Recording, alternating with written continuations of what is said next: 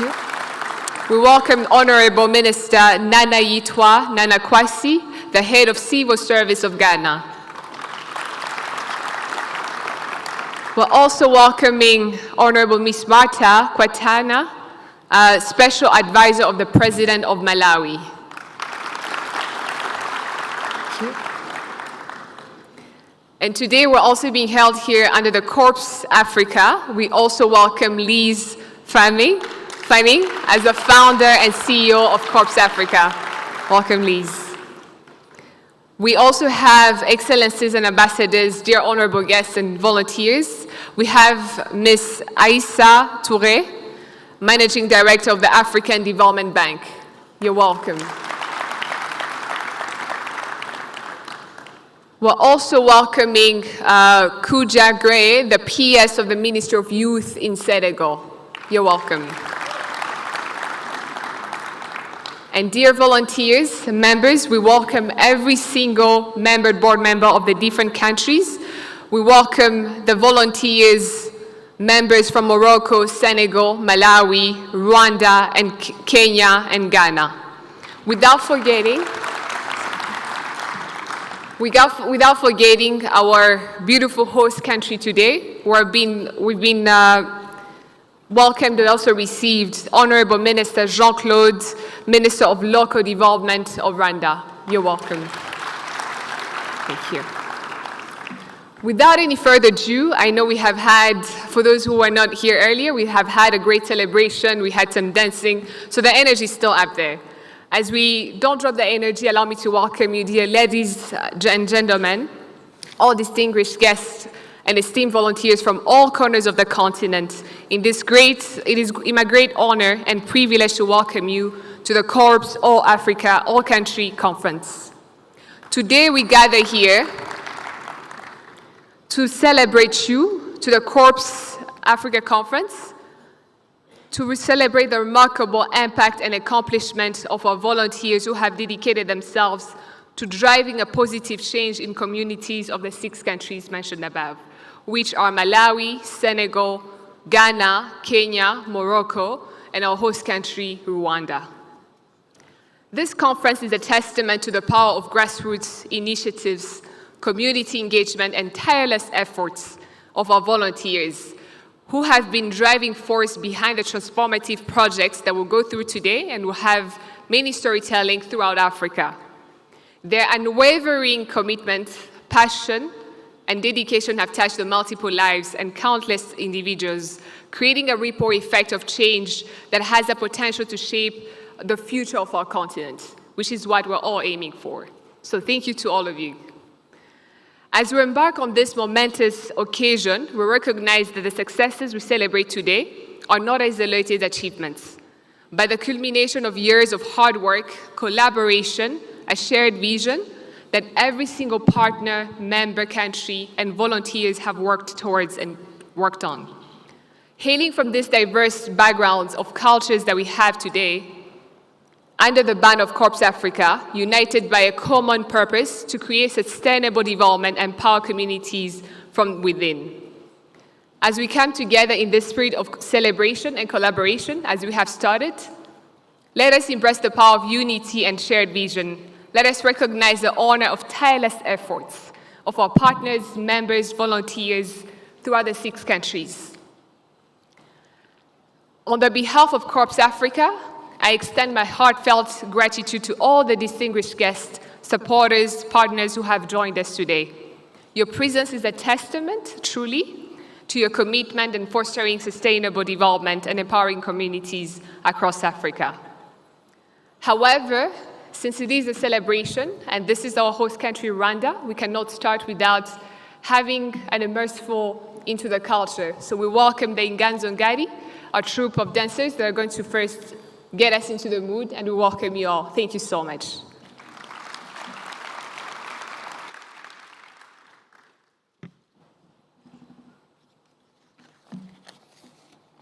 Welcome to the dancers. Thank you.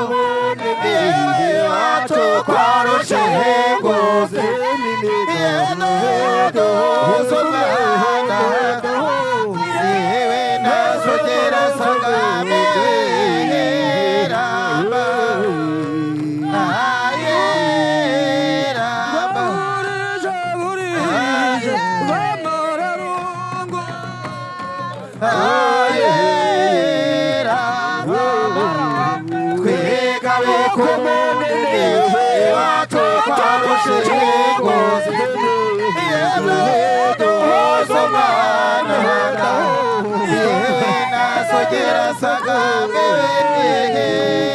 Rama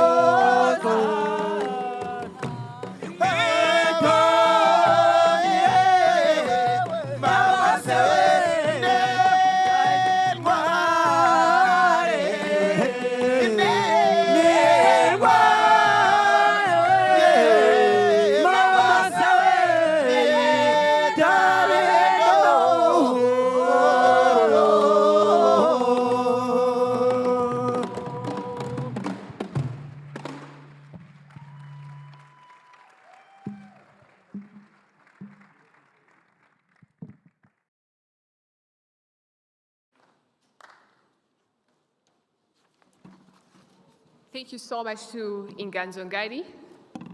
And we keep welcoming our dear guests. Thank you, you're welcome. And just as a reminder today, our guest of honor this morning is our Honorable Minister of Jean-Claude Musabyimana, Minister of Local Government in Rwanda, as we could not have been gathered here without the welcoming and warm welcome of our beautiful country, Rwanda. Thank you so much. We've got the honor to also be in presence of Rika Rwigamba from MasterCard. We welcome you as well. It is a pleasure to have you. Thank you so much. We have spoken so widely about the volunteers, but we cannot go further without also thanking the parents that have accompanied them throughout a year-long journey. We welcome you, and we thank you so much for that dedication to every parent that is here. We recognize you as well, and we thank you so much from our heartfelt gratitude. Thank you. Now, as we have spoken also as well about the wide variety of speeches and learning experience that we will gather today, we have the great presence of an incredible woman this morning. This is no other than Lise Fanning. We're going to receive a speech, and just to tell you a little bit about her greatness, which I feel like I cannot incorporate that into a few words, but I'll try my best. Lise Fanning is one Liz is a founder and CEO of CorpsAfrica, where she has done incredible work, but also shown her dedication to making a positive impact in the world, and truly it's awe-inspiring. Today we gather here to celebrate the remarkable achievement and unwavering spirit of Liz, and the founder of this and CEO, Executive Director of CorpsAfrica. Throughout her career, Liz has dedicated herself to a wide range of nonprofit organizations, social, economic disparities, promoting education and empowering communities, which has been driven by force behind her work. Liz's unwavering commitment to humanitarian service and her dedication to humanitarian work has been recognized by a lot of multiple prestigious institutions, affirming her influential role in the field of social impact. Today, we have the privilege of learning from Liz's experience, the wisdom, the indomitable spirit. So let us welcome, with a round of applause, Liz Fanning for opening remarks. You're welcome, Liz. Thank you so much. You're welcome.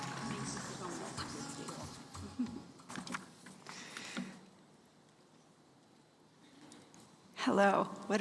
What a great honor to be here. Ladies and gentlemen, CorpsAfrica volunteers, staff, board members, alumni, and our esteemed guests.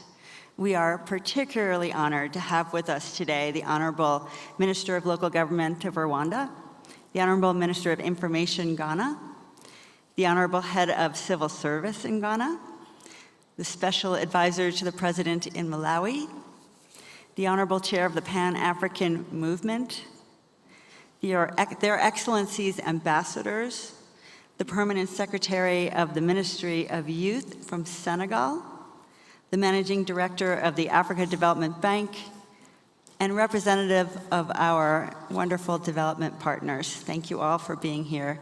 It is an absolute pleasure to stand before you today as the founder and executive director of CorpsAfrica, and I extend my warmest greetings. My heart is bursting with excitement and joy, looking out at the faces of so many extraordinary, caring, and thoughtful people who have chosen to be here today. Thank you. This is CorpsAfrica's grandest event in our 10-year history, capping our 2023 all-country conference held right here in amazing Rwanda, amazing in so many ways. This conference represents a remarkable gathering of passionate individuals from across the African continent, united by a shared vision of community development and youth leadership. Each one of you plays a vital role in shaping the future of Africa, and it is truly an honor to have all of you here. Before I go any further, let me explain what is CorpsAfrica. As many of you know, we started CorpsAfrica in 2011 to provide the Peace Corps opportunity to young Africans who have the skills to help their own countries, and they deserve the opportunity to be part of the solution and to benefit from service.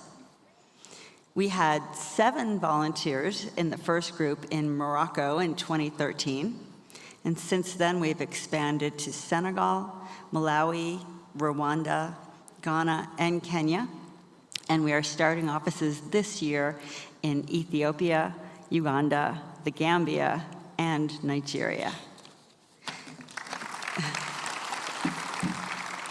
Today, more than 500 young Africans have served as CorpsAfrica volunteers, including 170 volunteers in the 6 countries.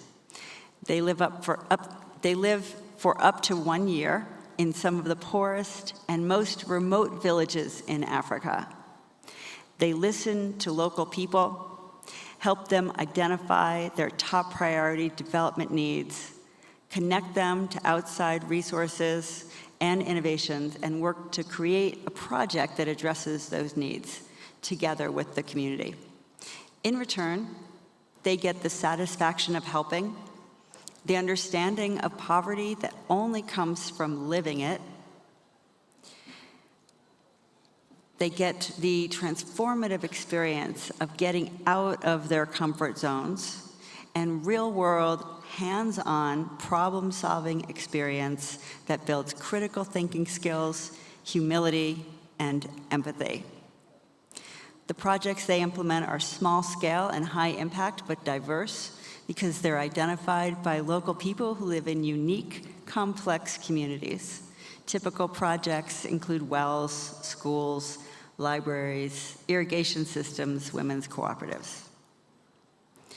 Today is a unique opportunity to exchange ideas, share our best practices, and strengthen our Africa-wide network of changemakers. Our theme for this conference, Youth Shaping the Future of Africa, embodies the essence of CorpsAfrica's mission. Over the course of today, we will hear from visionary leaders who have blazed trails of impact across the continent. We will explore innovative approaches, celebrate successes, and confront the challenges that lie ahead. But let's not forget the heart and soul of CorpsAfrica, our volunteers. Can all of our volunteers, current and alumni, please stand up?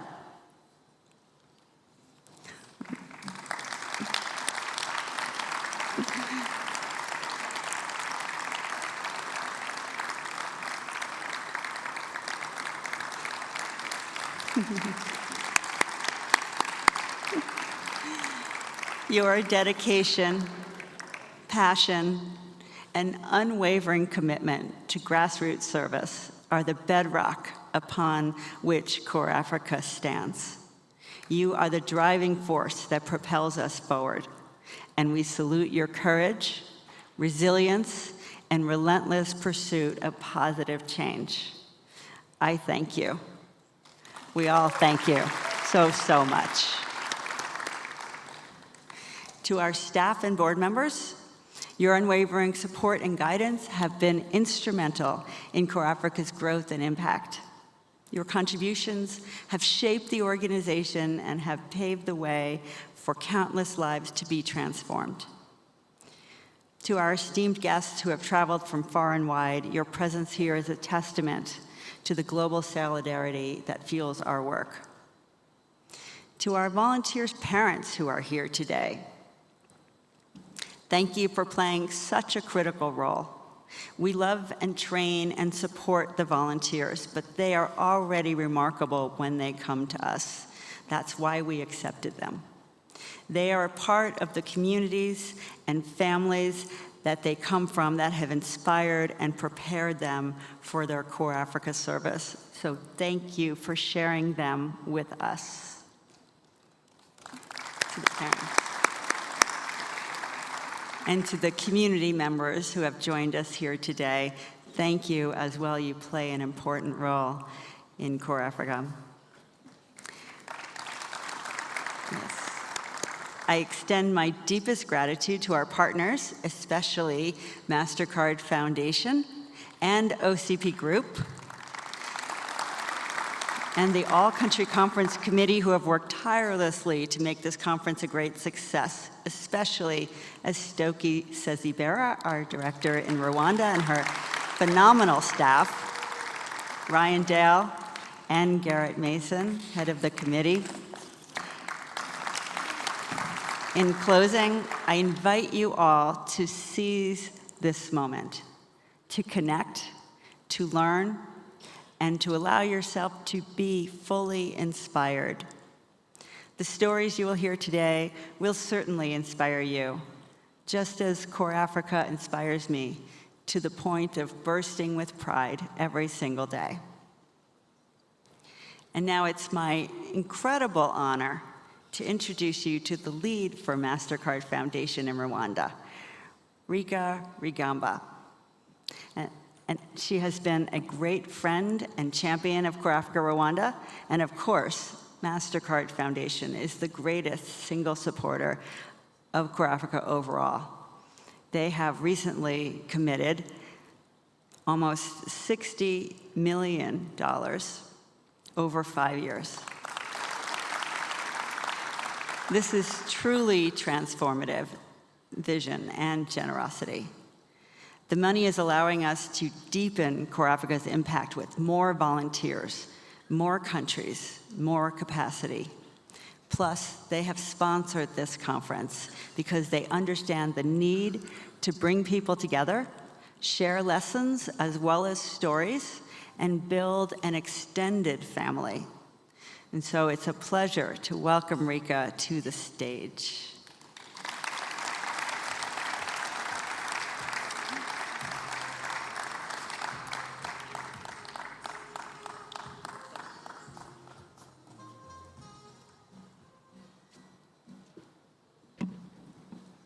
Thank you, Liz. Honorable guests, ministers, representative of CorpsAfrica, dear youth volunteers, good morning.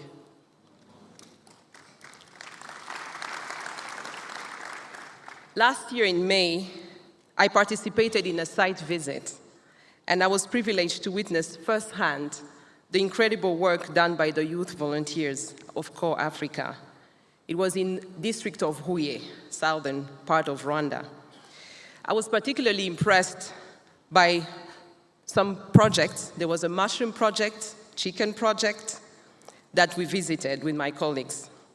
But what impressed me even more was the feedback given by the local community members, the leaders, about the incredible support that were benefiting from the young volunteer.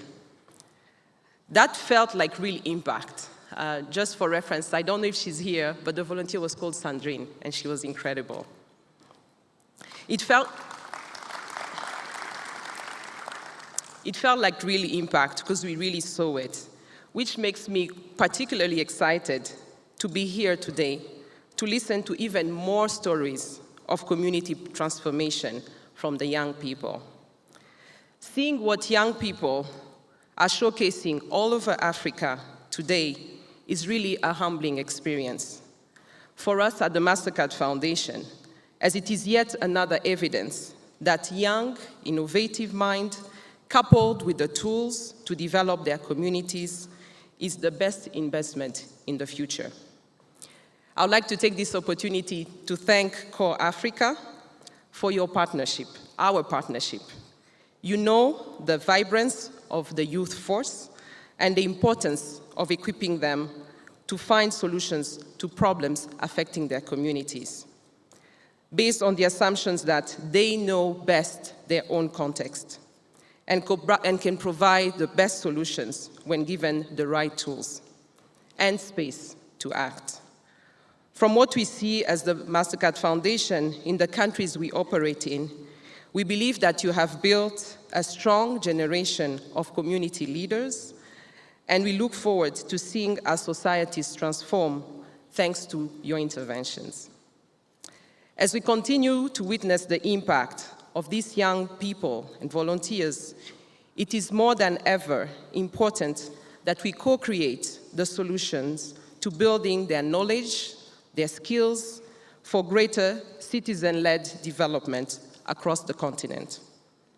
I believe that finding these solutions will ultimately cascade into the emergence of more generations of young leaders dedicated to positive transformation. In the presence of the young volunteers or in spaces where I have also had an opportunity to listen to their stories, I usually tend to talk less and listen more. So with this, I'd just like to thank you for the incredible work you're doing. 10 years is quite a journey, and I look forward to continue the journey with you. Thank you very much.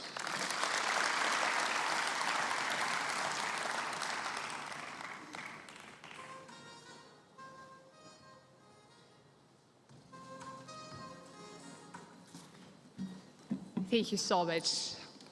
It is an honor and pleasure to hear one from Liz, but also Rika Rigaba, who is also the Managing Director of MasterCard Foundation. Thank you for the great speeches, but also for learning from you. I cannot lie, I was taking the notes. I don't know how about the volunteers and everyone else, but thank you so much. We cannot go further without thanking again this country, but also all the member countries, the 6 countries that we have had, from the great speeches that we have heard from the great inspiring women that we have today, we have truly been inspired by insightful speeches. And if I can just maybe quote to what you have mentioned, both highlighting the great impact of the partnership and the co-creation of the partnership. And Lise have mentioned, let's seize this moment to connect, learn, be inspired to the transformation of the continent, but also the work of CorpsAfrica, and she bursts with pride. And I cannot say the list when I see everyone here, the volunteers. Rika has also mentioned that from her witnessing the Huye project, she has highlighted the vibrance of the youth, building a strong collaboration and the co-creation of a citizen-led development projects that will cascade into a positive leadership and great impact. It is an honor because these are the words that could say the list about CorpsAfrica, but also the great projects and impact that we have had throughout the years. Without any further ado, we're eagerly anticipating the opening remarks of another great leader, but also our guest of honor, who has been at the forefront of driving the sustainable development and fostering community empowerment in Rwanda. This is no other than Honorable Minister Jean-Claude Musabyimana, our Minister of Local Government in Rwanda. To say, throughout this conference, we have explored the transformative power of effective governance in the 6 countries, but most especially Rwanda, which we're going to learn from today.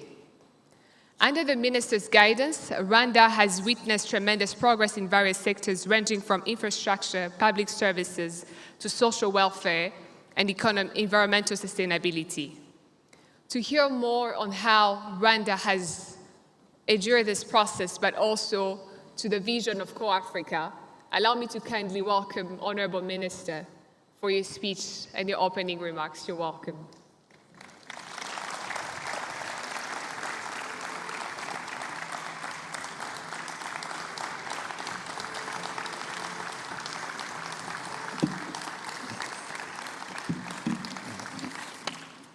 Thank you.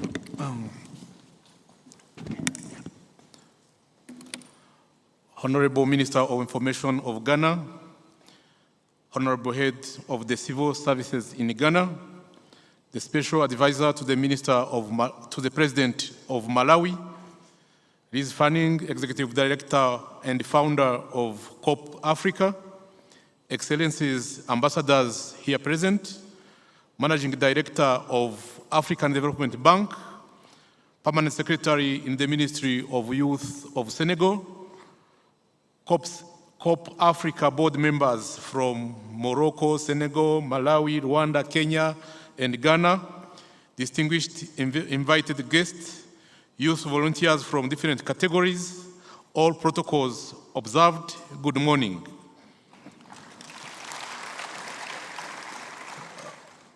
On behalf of the government of Rwanda and on my own behalf, I am so delighted to welcome you all in Rwanda.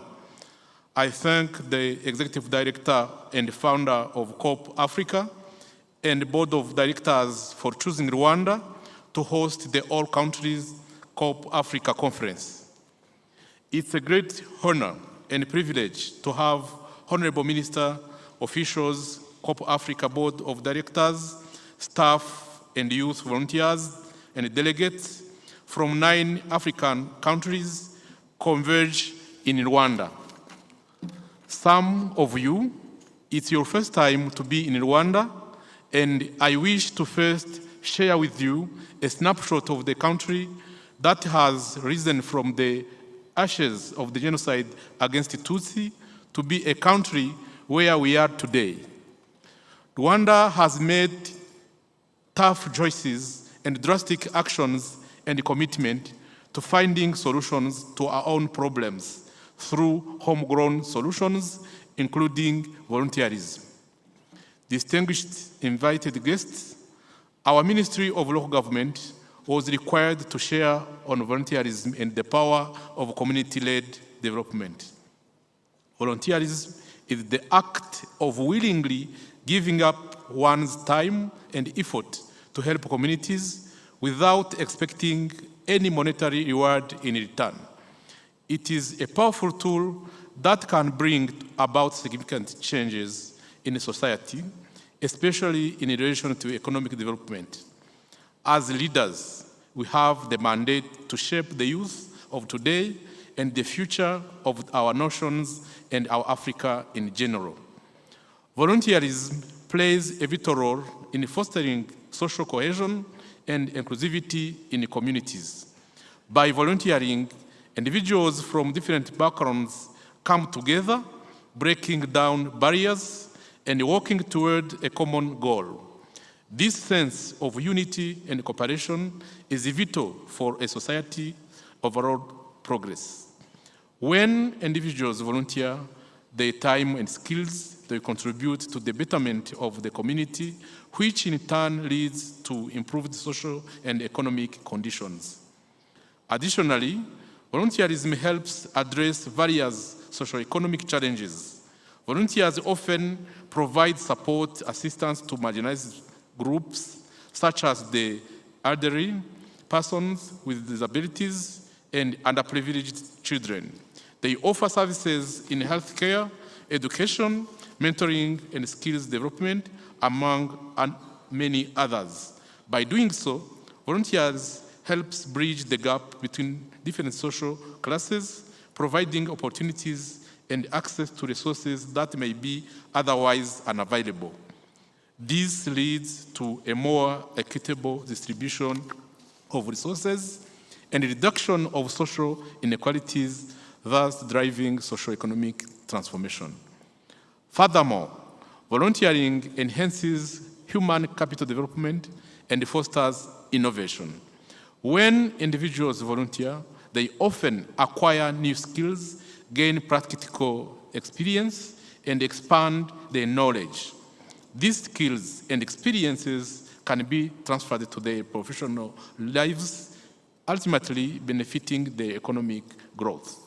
Moreover, volunteers often bring fresh perspectives and innovative ideas to the table, helping organizations and communities find creative solutions to social and economic challenges. Volunteerism is not new in Rwandan culture.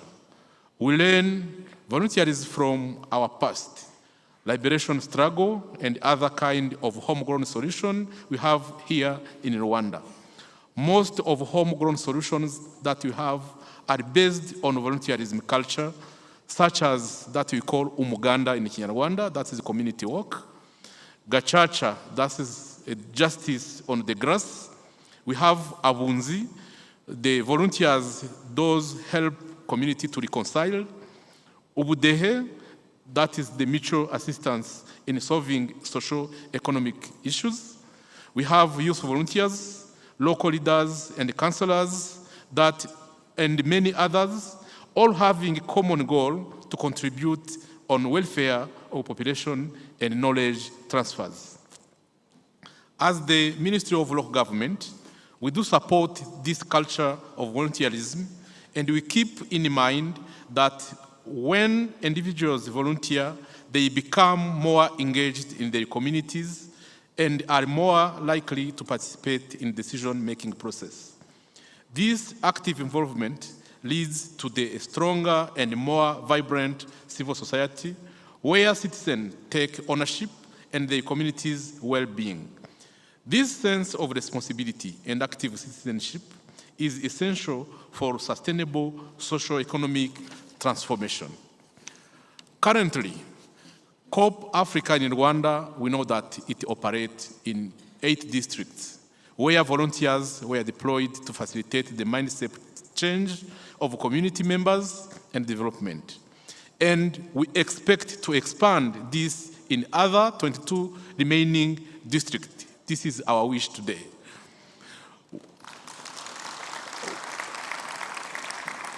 We are committed to continuously work with you, even in many years to come. We do request to you to continuously engage and involve our youth volunteers in your agenda towards socio-economic development and skills transfer, especially through the implementation of our new Out of Poverty graduation strategy. On behalf of the government of Rwanda, and particularly the Ministry of Local Government, We do appreciate your support, and we are ready to continue the collaboration. Our ministry department in charge of community mobilization and youth volunteers coordination will be supportive to CorpsAfrica to fully operationalize and increase volunteerism culture, especially in young generations. We look forward for many innovations and creativity to address socio-economic challenges, enhance human capital development, and promote active citizenship that contribute to the implementation of government programs, and we value their portion to support government budget and initiatives. Finally, by embracing volunteerism and recognizing its value, we can collectively work towards a more equitable and prosperous society by engaging our youth. I now declare all-country CorpsAfrica conference officially open, and I thank you for your kind attention and wish you a good stay here in Rwanda. Thank you.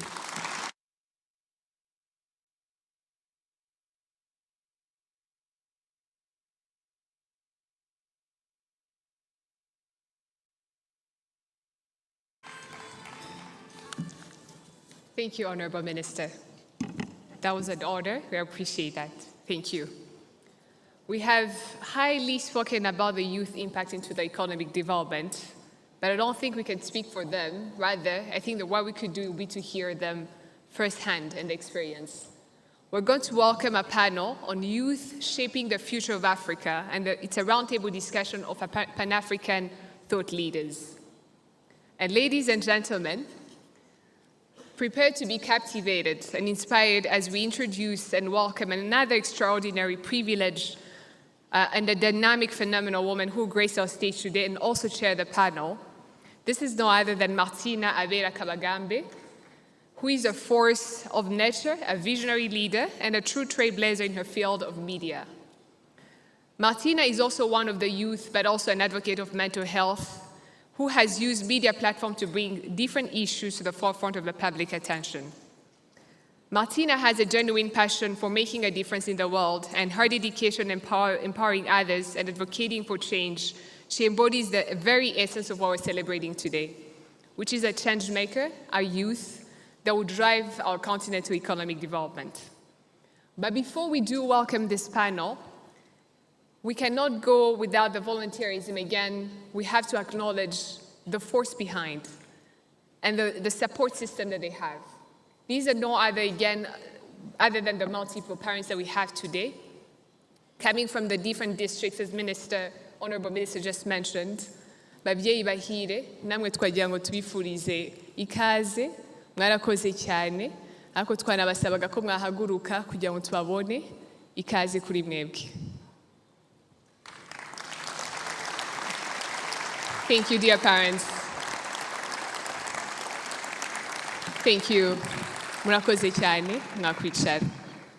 These are parents that have accompanied some of the volunteers from the different 6 to 8 districts of the country. Thank you so much. Now, kindly allow me to welcome Martina, who's also going to welcome her guests and panelists. You're welcome, Martina.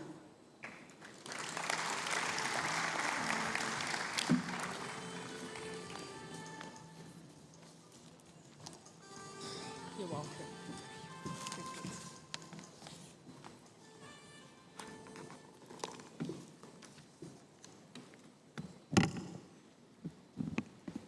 Hello, everyone. Sorry, I'm a bit tall, so I need to adjust the mics. I hope you all are having a very amazing afternoon and morning. You seem a bit low. Let us increase the energy. It's an amazing time to celebrate the youth and everyone. So I would like us to all say hi to each other. I know we're all from different countries. So let's take like 1 minute, introduce yourself to the next person behind you, and make sure you take away a name, because I'll be asking one of you guys. So here's your 1 minute.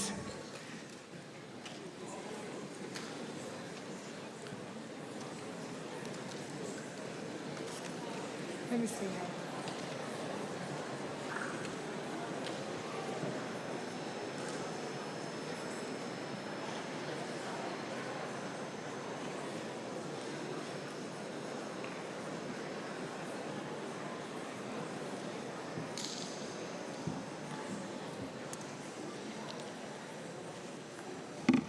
Was that enough time? All right, so I said hi to a person from Morocco, Zakaria. Nice to meet you. Yes, that's the person I said hi to. And yes, so we would like to welcome you all once again to the 2023 All-Country CorpsAfrica Conference. And I'm very delighted to be your moderator for this next session. My name is Martina Avera once again. So I would like to be able to introduce my panelists. I'm very privileged to be amidst them. So the first person I'm going to be introducing as they come over on stage is Honorable Kojo Opong Nkrumah. He is the Minister of Information in Ghana and a Member of Parliament for Ofoase Ayerebi constituency. He's a barrister and a solicitor of the Supreme Court, and at only 41 years of age, he is one of the youngest ministers in Ghana's current government. So before joining politics, Mr. Opong Nkrumah had worked with British American Tobacco as a treasury analyst. He has also worked as a treasury and broadcast journalist with Joy FM, over multimedia group where he hosted the Super Morning Show. Mr. Opong Nkrumah attended University of Cape Coast, where he attained a bachelor's degree in commerce. He has an MBA in marketing from the University of Ghana, Legon. So without further ado, I'd like to welcome Honorable Kojo Opong Nkrumah to the stage.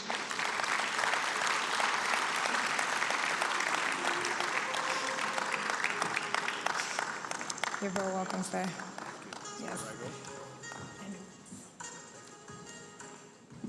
My second panelist today is going to be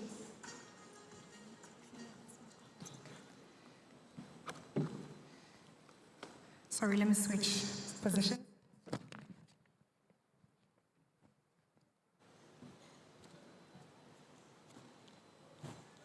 So my second panelist is Honorable Protais Musoni. He's the chair of a Pan-African movement in Rwanda.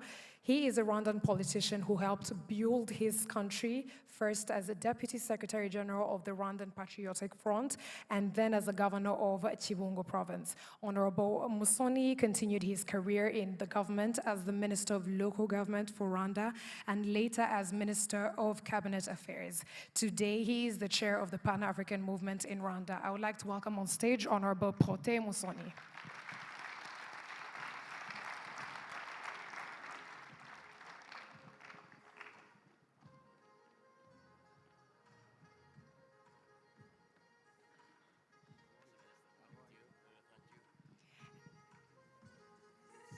Yes, so for all the ladies who are in the room, do not worry, we have gender equality. So my next two panelists are two amazing females. I will start by introducing Karen Wakoli, who is the founder and executive director of Emerging Leaders Foundation. She's a certified leadership coach, transformational leadership trainer, and certified with 7 Habits of Highly Effective People trainer, democracy and good governance champion, and a social entrepreneur who delights in mentoring young women and men to be able to achieve their greatest potentials in life. She's able to achieve their greatest, and she's the founder of the executive director of Emerging Leaders Foundation, an organization that nurtures the next generation of ethical leaders for Africa's transformation. I would like to welcome on stage Karen Wakoli.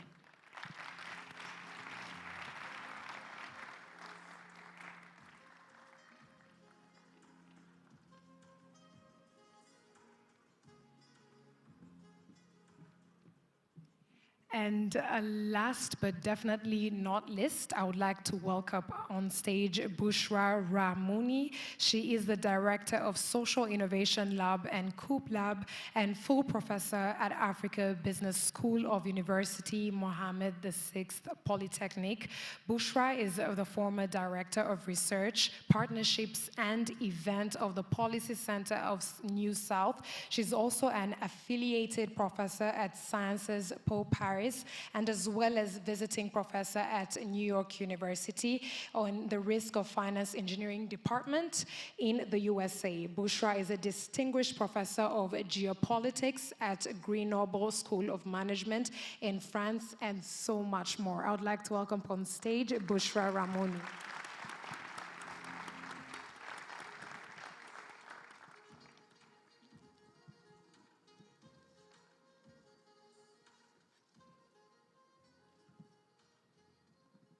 Yes, so let's quickly get started. These are my panelists. Once again, I would like to thank you all for being here. Maybe if we can give a few seconds for you to be able to say hi to everyone in the room. Hello, CorpsAfrica. Good morning. First, let me say it's exciting to be here in Kigali, a lovely city, lovely country. And I was telling Liz that we're looking forward to receiving you in Ghana for the next All Africa Conference. Thank you very much, Honorable Kojo. Hello, good morning, CorpsAfrica.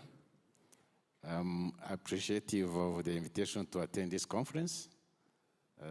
As we know, youth is the future for us all, and I'm excited to get as much advice how to shape the youth we need for Africa.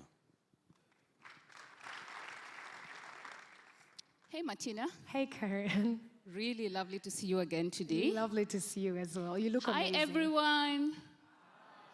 So, you know, Martina, I started doing youth development work many years ago, actually about 23 years ago. Wow. And there's something I know to be true. Mm-hmm.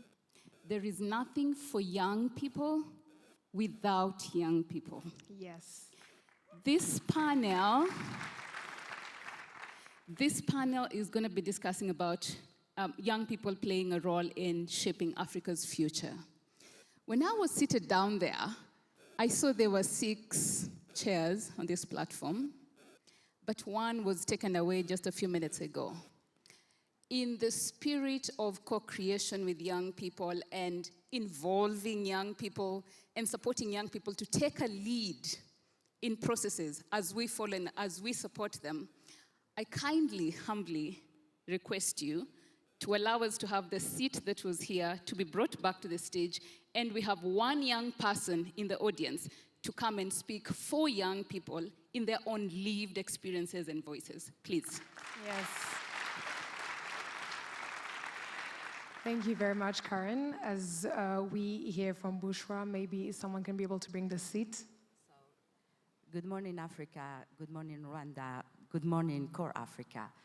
Really, thank you for the opportunity to spend 3 days with a sample of African youth.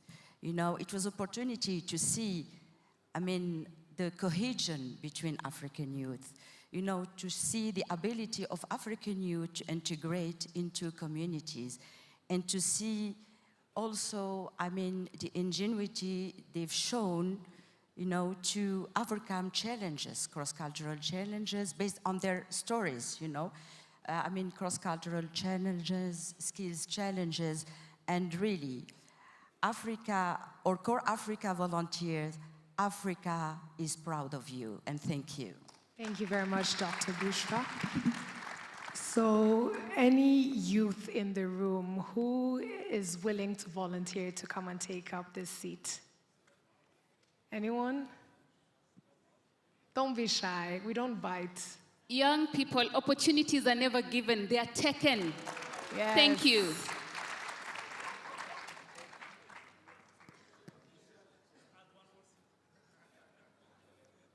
Hello.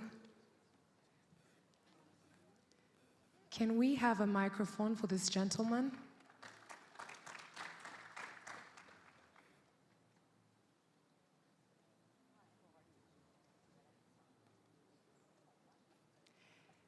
Thank you very much for volunteering yourself. Can I please have your name? Maybe you can Please introduce yourself so that everyone in the room can know who you are. Thank you so much. I'm Sunday Bob, CorpsAfrica volunteer, Rwanda. I'm delighted to be with you all. I hope we are going to have a great time. Youth, don't worry. I'm going to speak on your behalf. That's the spirit. Thank you very much, Sunday Bob. He is a youth volunteer with CorpsAfrica. So let us quickly dive into our conversation. We're going to be talking about youth shaping the future of Africa, their contribution, how they can be able to do it, the different advice that they can be able to receive from all the panelists that we have here. So feel free to be able to pose any questions as we are winding up the panel discussion. There will be microphones that will be circulating, so get your questions ready. So I would like to start off with you, Honorable Kojo Opong, if you do not mind. So as a Minister of Information and a policy maker yourself, how do you think policymakers facilitate the youth in achieving the vision of Africa we want and meeting the goals of the Agenda 2063?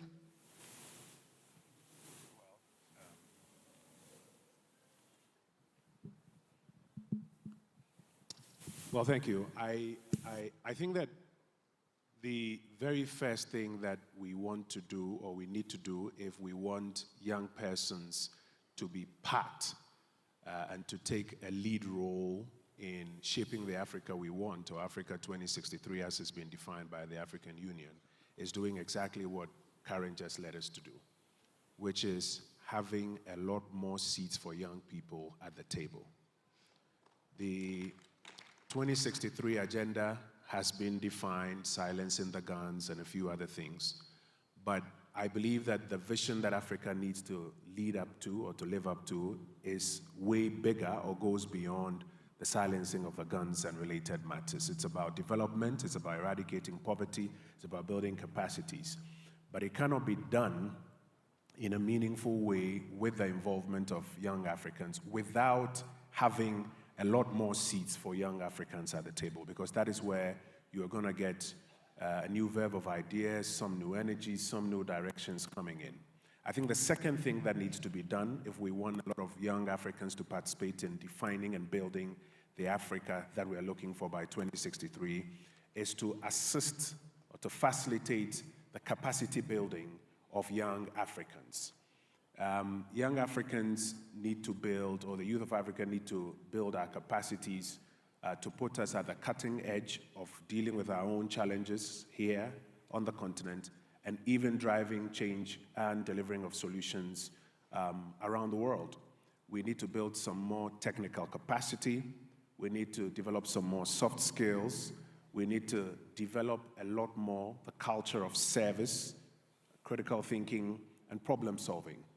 But all of that can only happen when we create opportunities for young people to build their capacities. One of the things that I've seen CorpsAfrica do, which I find very interesting, is that they equip young people and put them in these communities where they further develop the skills, and it is with these skills that they're able to assist the communities deliver solutions to their most pressing needs, and it couldn't be any different. So one, we need to get more seats for young people at the table. Two, we need to assist the youth of Africa to deepen their capacity. And finally, I think that we need to create more opportunity for young people to do things.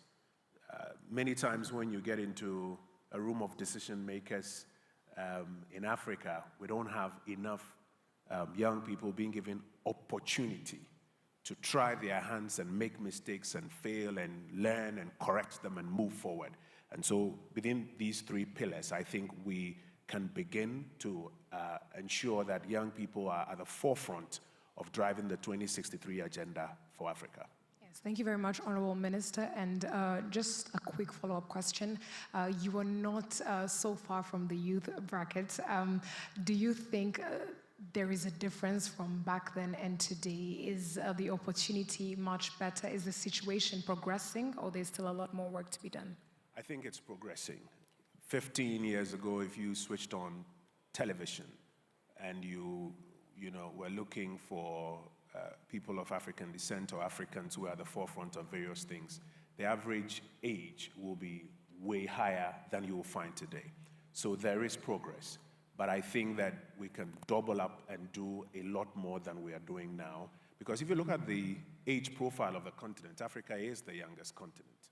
And so perhaps not just at the top, but even in the middle and at the grassroots levels, we need to have a lot more young Africans at the forefront of driving the change that we are looking for.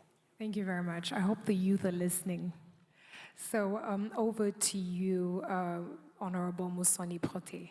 As the chairman of a PAM Rwanda chapter and a former senior government official who has worked as a youth volunteer, what do you believe should be the role of the youth in shaping the Africa that they want, the future Africa? Thank you. I think the first thing I'm going to do is subtract some 40 years. From your age. From my age. To be able to think like the youth. Yes. And that reminds me, I will think when I was 28, 29, my mindset of change. There I was thinking and doing. But for starters, let's see the characteristics of youth in Africa.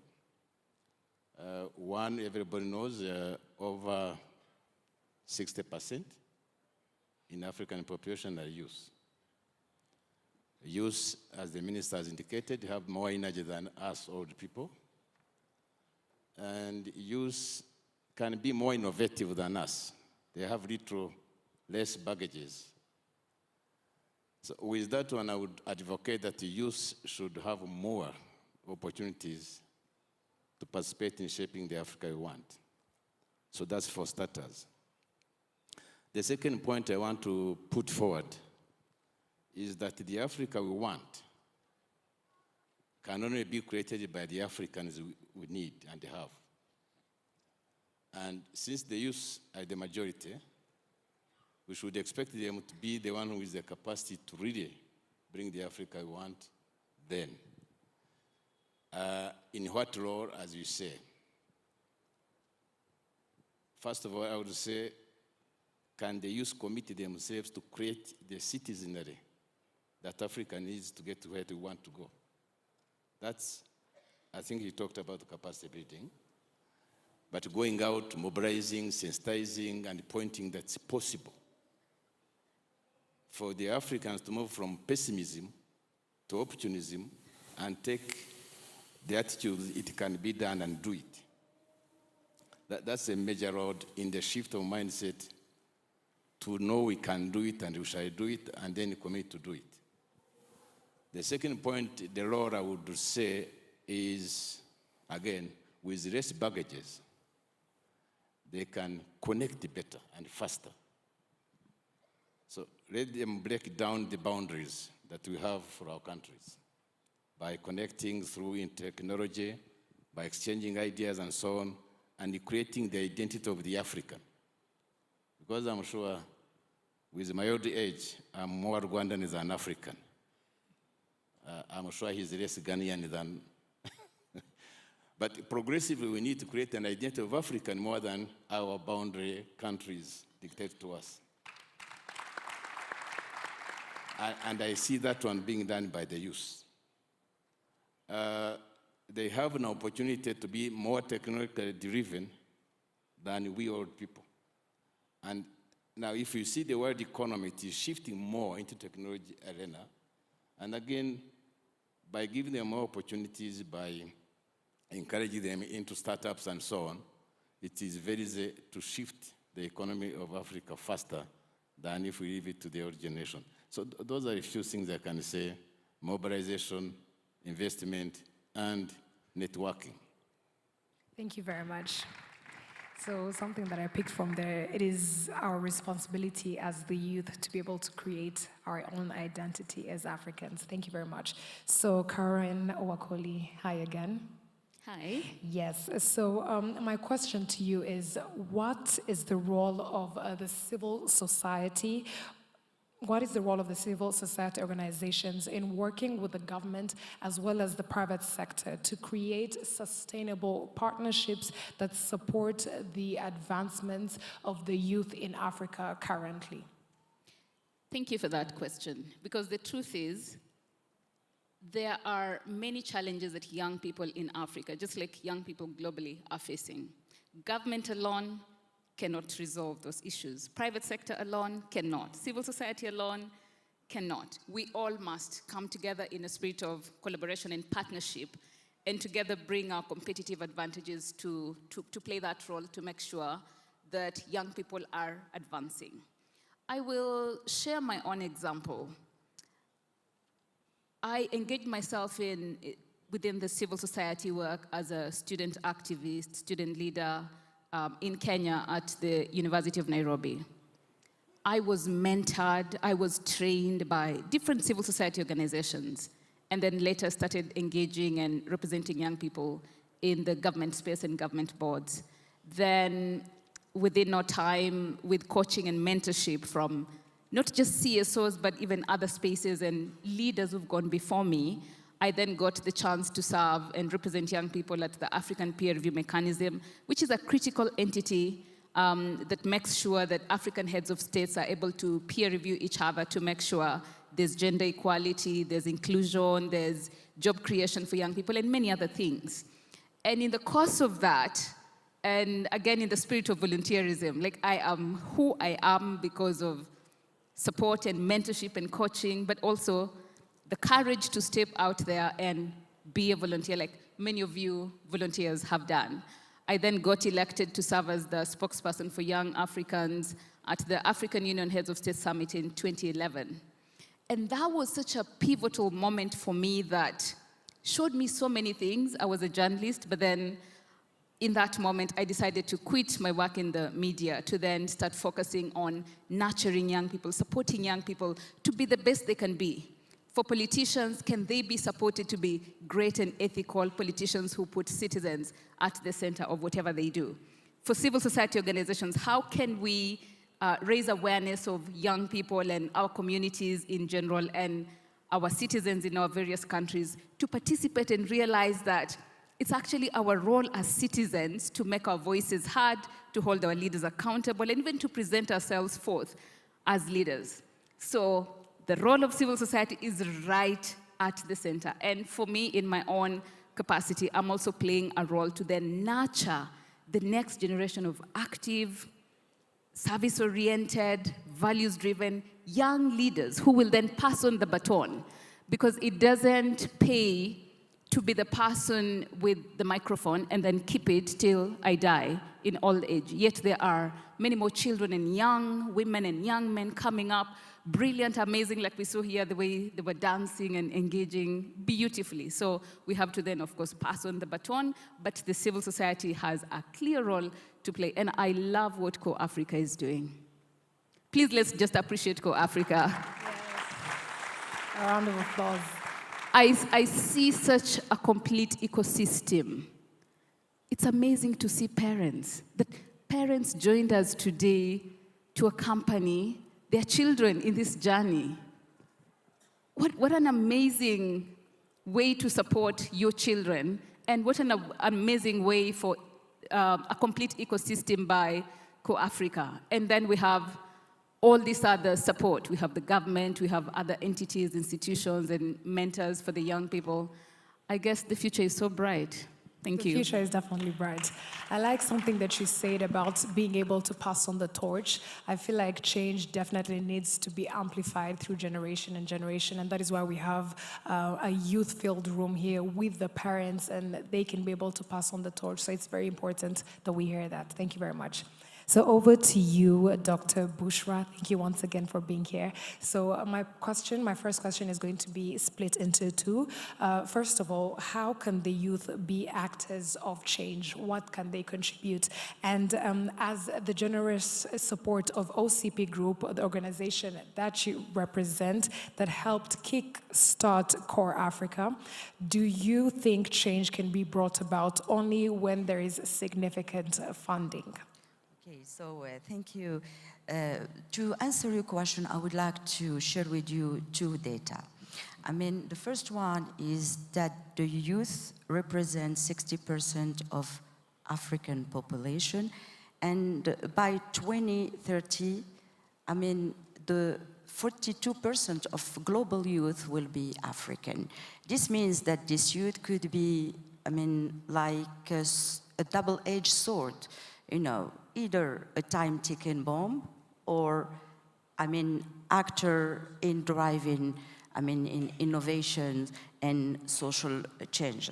So maybe to get this youth to become agent of change, there is a triptych which is trust, opportunity and metamorphosis, We should trust these youth through involving them in design thinking, in the design of the future of Africa. First, trust them by giving them opportunities. And to enable them to seize those opportunities, we should operate a metamorphosis. And to be more concrete, I would like to share with you what we are doing at University Mohammed VI Polytechnic in Morocco. Because this metamorphosis, there are, I think, two main steps. The first one is the capacity building, competencies reinforcement.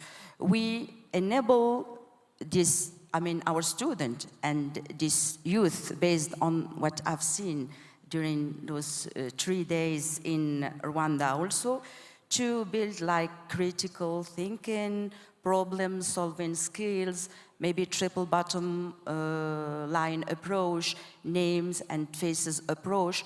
This, the impact is that you are training, educating our youth, in order to put, I think, a human being, solidarity at the heart of all projects. Second step is to involve, to push this youth to be effective or the enablers of effective positive change through, the test and learn, living labs and also proof of concept. In other words, this youth should contribute in the advent of the post-carbon transition, but with human face, They should, we should give them skills, tools, means, in order to enable them to initiate a virtuous circle of inclusive blue and green growth. I think it's something deeper than create wealth, employment, something deeper than just launch project based on a traditional business model, but it's something related to a new kind of business model, a hybrid business model. So this African youth should, act in an innovative way to find solution to discrimination, to, exclusion, to climate change, and so on. Yes. Thank you very much for those tips. Maybe to the second question. Yes, let me just remind you, do you think there should be significant funding for change to be made? I think significant funding, come after a pertinent strategy, a pertinent vision. We should have vision in which we should involve this youth, and put, and have a great ecosystem, a comprehensive ecosystem, and ecosystem based on, or working based on collective and collaborative intelligence. Thank you very much, Dr. Bushra. And our last but not least panelist, Sunday. Yes, so you are the youth, you have been working with CorpsAfrica, but no one understands problems of the youth better than the youth. So according to you personally, what sort of opportunities do you think the youth should be able to be exposed to currently or in the future so that they can be able to enact change and contribute to the Africa that we want and the agenda for 2063? Thank you so much for the question. Actually, I want to first pass a vote of thanks to Honorable Kojo. Actually, I've just realized that we are speaking different language.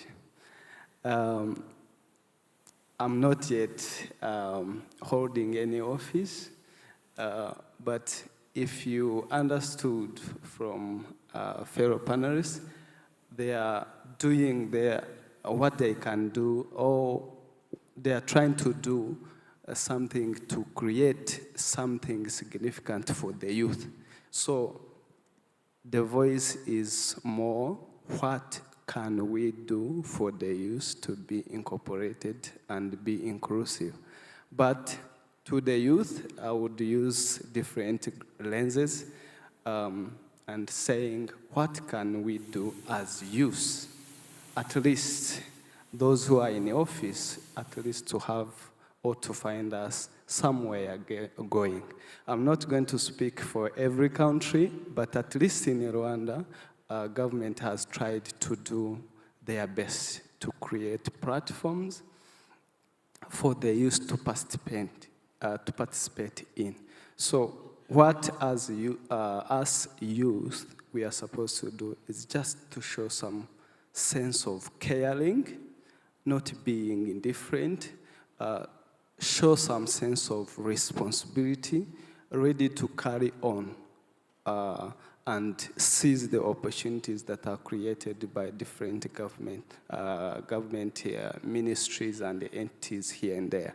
So as a youth who served as a volunteer, when I joined CorpsAfrica, it was so amazing. I used to be a young boy, schoolboy, always at school, disconnected from the community. But when I got deployed, I was like, wow. I thought, I talked to my inner person and I said that I was deeply disconnected. And I was wondering, because I have this sense of at least the passion in leadership, but I was like, do everyone who has this idea or who is passionate about leadership deeply know what is happening at the grassroots? Because I got challenged, the spirit was to give back to my community, but I was instead educated by the communities.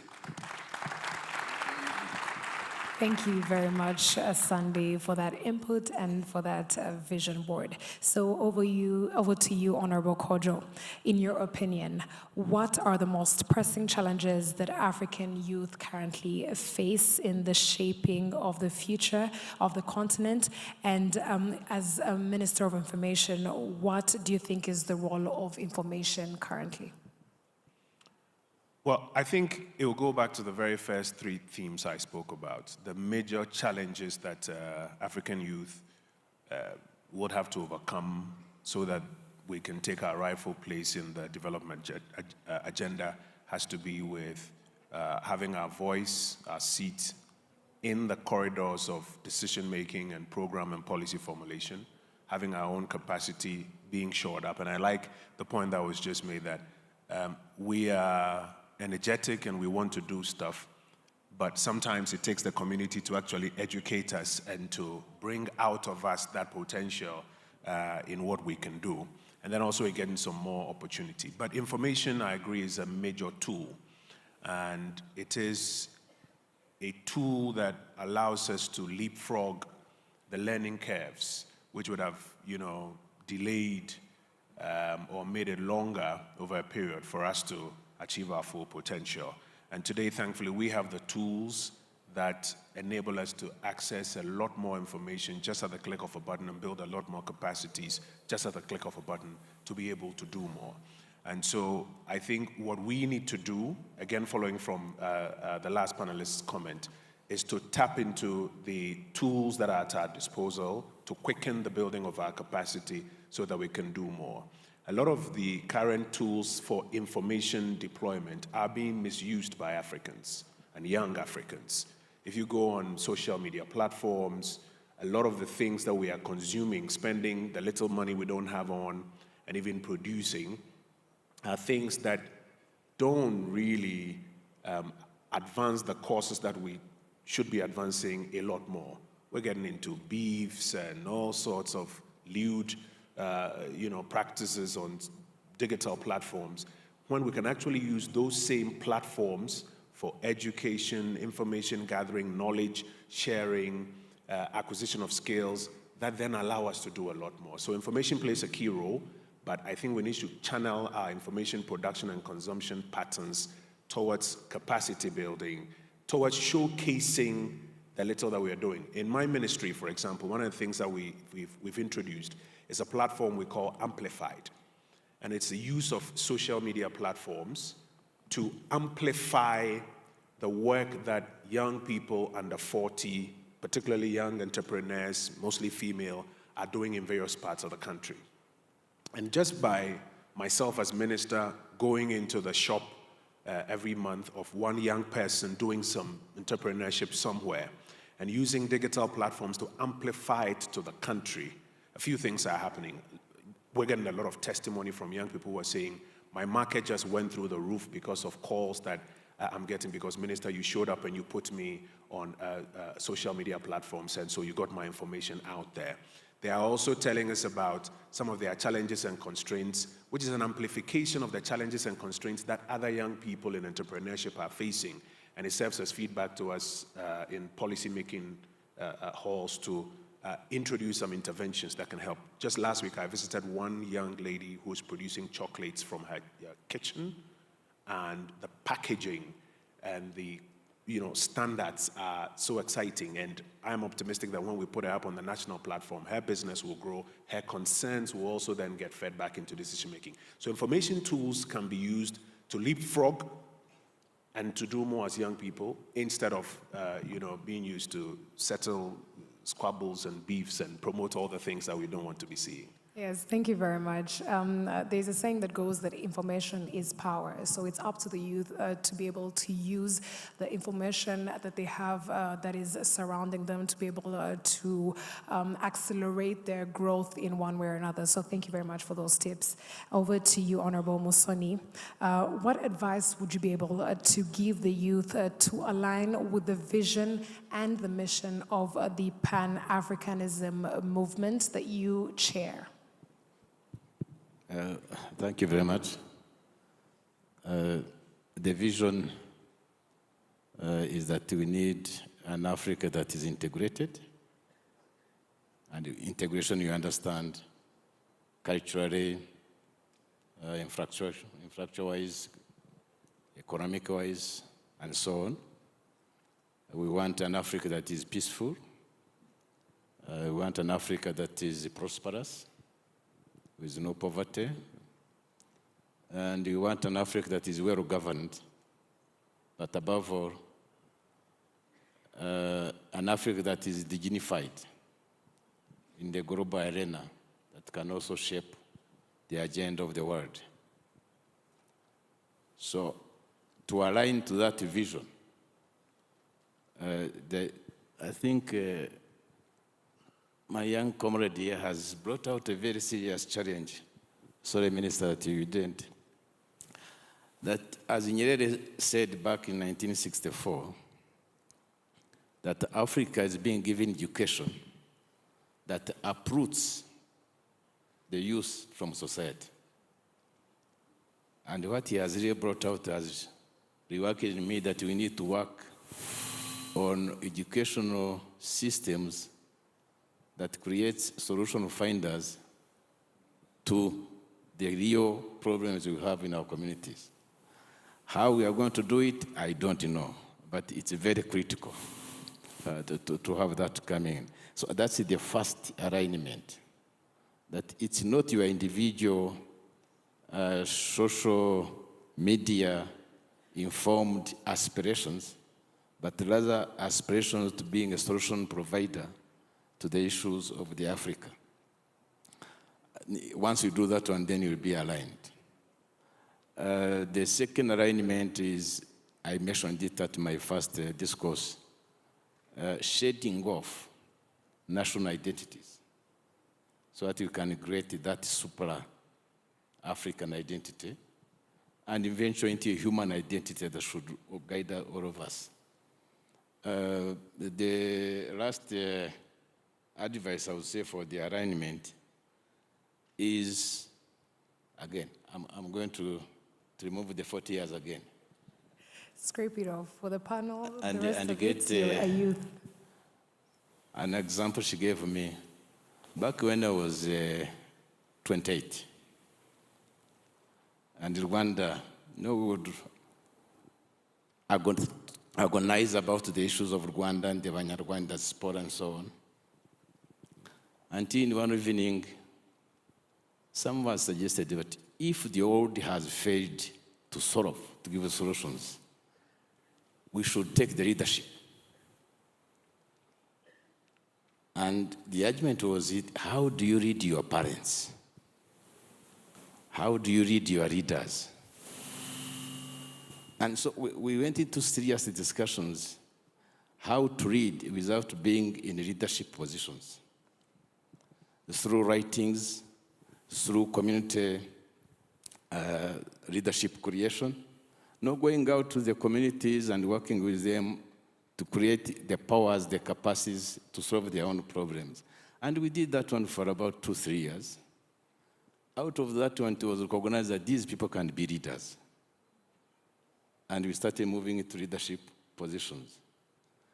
So that's another issue, to have that determination that what I see on the African people, I don't want it. And I'm going to stand up to create conditions for the change to happen.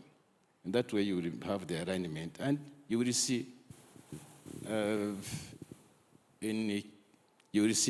somehow once you are determined, then even resources follow you to where you want to go. Yes, thank you very much for that tip. I hope the youth were able to take that home. Sometimes we get confused and we are intimidated by our elders, but you just need to have a passion and a path and be able to believe that you too can be able to enact change. So thank you very much for that.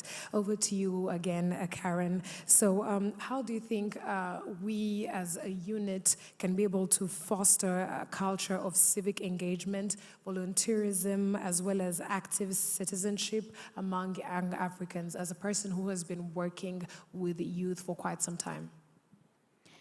Wow, I would say meaningful youth engagement is critical. A lot of times I have seen society, different sectors engaging young people in a very tokenistic way. Let's say we are designing a program on youth employment as a country or as an organization. And so we go through all the processes of design, and then towards the end, we invite young people and say, okay, so young people, we are creating jobs for you. This is a program for you. What do you think? And at that point, we haven't really listened to them, because then young people know the issues they are going through. Like in Lizzie's speech, you talked about poverty and said, to understand poverty, you have to live through it and sometimes see it, and the volunteers have the chance to see that. And so young people are experts at being youth. So there is definitely need for meaningful youth engagement at all times, from the start to the end. And if they can lead the process, even the better. So one of those ways we can support that among young people, number one, is mentorship. Mentorship is critical. And just by a show of hands, for the people in the room, if you are mentoring at least one young person, intentionally walking with them, journeying with them, hand-holding them, telling them your stories, please just raise up your hand. Okay, wow, there are very few. The rest of us, what are we doing? Oh, they're still young. No. Even the young people mentor other younger people and children. Please, let's democratize access to mentorship. Let's normalize that and make it commonplace that at dinner table, a parent, a dad, a mom can say a positive word and nurture their children. And mentorship is also two-way. It's not just the younger people learning from the older people. The older people also have a chance to learn from the young people. So the reverse mentorship thing happens. So please, let's be intentional and mentor some young people. Surely, if we want Africa to have a different story, if we want our story as Africans to change and be a beautiful story, it's already good, but it can be better. Oh, we have to mentor the younger generation. We have to. Like, there's no two ways. Let us not cling onto power and onto titles and those things that, you know, essentially are neither here nor there. And then time comes, we go, and then we leave a crisis, either in an organization, an entity, an institution. Let's normalize mentorship. Number 2, storytelling. A lot of times I have seen the older generation sharing stories of success and saying, oh, you know, I made it, I'm a millionaire, or I made it, I'm this and that, I'm this minister or this cabinet secretary and all that.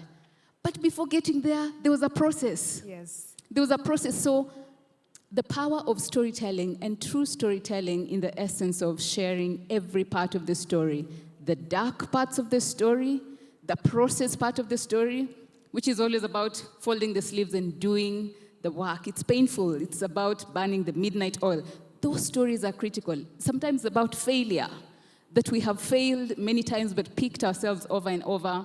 That when we share these stories with young people, we support them to see they're not alone, and that failure is not necessarily a bad thing. Failure is actually a good thing. In fact, one of my mantras in life is to desire to fail as many times as I can and learn to fail fast and fail better.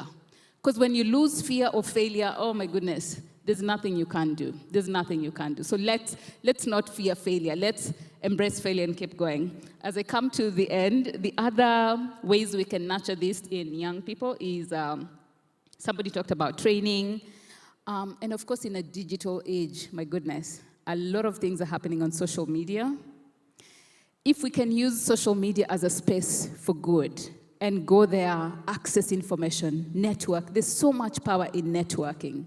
And it's amazing that we have young people from across the continent. Please get to know each other, exchange contacts, call each other up, support each other, visit each other.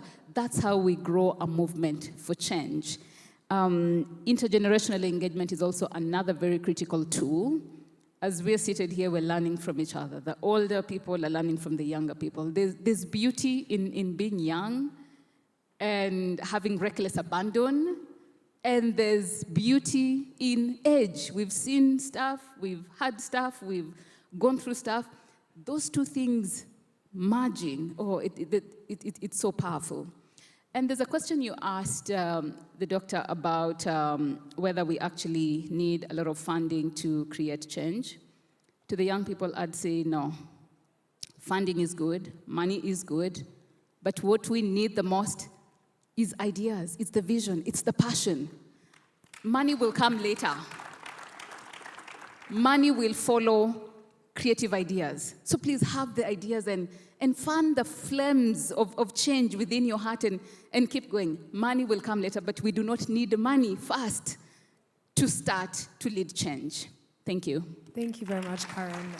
You said so many important things, but one of the things that stood out for me is storytelling. A lot of times, especially in this day and age, the things that we see on social media, everyone is just posting their success stories. And at the end of the day, you may go home and feel intimidated, and you feel like, that's not what I'm going through right now. But we need to understand that social media is designed to only show the beauty of life. So everything has a beginning, the process, which is the journey, and the destination. So we need to understand that we need to fail to be able to succeed, and that's just part of life, and that's just part of the success story. So just because someone is prospering does not mean you won't prosper as well. So thank you very much for highlighting that. Yes, so over to you, Dr. Bushra. As the leader of the Social Innovation Lab, what are some of the unique and maybe unconventional approaches you've seen African youth take to address the social challenges in their communities? Thank you. Maybe to answer this question, the answer will be linked to your first question related to funding, because you asked that OCP is the main funder for many initiatives. But what we should maybe, or I should highlight, is that within OCP, it is what we call a transformative ambition. You know, a transformative ambition means that we need, you know, to envision a new cycles, a new curves of, improvement. And related to our topic, I think we need to first work to be innovative, to, I think, enable our youth to have a global mindset. A global mindset, globally, or to have a global knowledge, you know, or global skills, global knowledge, but also locally to build an intimacy with Africa is very important. And this is, I think, what CorpsAfrica succeeds in doing, because you have Moroccan youth, you know, involved in project in Rwanda, Senegalese involved in project in Morocco, and I met a Rwandese young girl telling me I was in Tata in Morocco, you know, the southern part of Morocco. So this is the global, as I've mentioned, a global mindset. But there is another, Thank you so much. I wouldn't, I think, say it any better. Honorable Kojo and Doctor actually emphasized some key things I wanted to also talk about in regard to your question. Most of the time, youth needs the space, platform, to be able to showcase what they are able to do. Because everyone here as a youth, they have ideas, and they are here because it's their choice. If they never made this choice, they couldn't be here in this room. So they have youth are ready to make different choices, and they have ideas. All they need is just to reach out, meet them where they are, see what they are doing, promote, support, and mentor them on how to actually make these things better, and how they can improve, because having idea is one, but also the way you sell it, the way you make it materialize needs some experts, and that's what we need from local government, experts, CEOs to come and help us have this bigger picture of what is needed at the market for the youth to be able to participate and contribute in their country. Thank you. Thank you. Just related to platform, and maybe to continue answering your question. You know, within UM6P, we have like, you could maybe call an innovative way doing things, because we have what we call the Department of Venturing and Entrepreneurship and the Social Innovation Lab. You know, and within Social Innovation Lab, we co-define, based on three-sector leadership, you know, and multidisciplinary approach, we co-define problems, issues, and we co-construct solutions, but the Department of Entrepreneurship and Venturing, you know, prepare youth, prepare students, prepare start-uppers, you know, to launch projects in order to be involved in you know, the solutions we co-construct within Social Innovation Lab. And as I've mentioned during the discussion with Liz 2 days ago, that we are involved in many sectors, in hospitality and tourism, education, health, agriculture. You know, this means that there is a link. This is what I call, and what I've mentioned, that is, we should have a comprehensive approach. And I think this is this is very important when you have all stakeholders around the same table. Thank you very much, Dr. Bushra. Back to you, Honorable Kojo. Now, we're living in an era where everything is digitalized and there is so much technological advancement. So in what ways can African youth be encouraged to embrace the technological advancements and digital innovation to drive a sustainable development and transform various sectors in Africa, in your opinion? I think a combination of things, because the themes we are talking about will not change. If it comes to getting input from African youth, we have to use technology and innovative tools to get a lot more input as part of the various instruments of getting input. At the Information Services Department, which is an agency under my ministry, one of the things that we've set up is a whole new research division. And what that research division does is to do empirical research across the country to get the views of Ghanaians on various matters, policies, programs, developments, etc. And when you mine that data, particularly for what young people think, or even if you segregate it according to gender, you get a deep dive sense of what the majority of the population, which are young people, would want to see us move towards. So one of the first things is, in terms of using tools and innovative tools to bring young people into the space, we can do a lot more targeted research, working with young people to find ways of bringing them in. I also think that what we need to do is to invest in two things. A, the spaces where young people can build their technology competencies to do more in the future. So a lot more technology hubs, a lot more investment in maths, engineering, science, technology, and innovation, so that young people in general are equipped with technology and are equipped with the basic skills in these hubs with which they can do a lot more generally for themselves and for the world out there. But then secondly, to invest in programs and opportunities that cause these young people to bring the technology and skills that they are learning and building into application.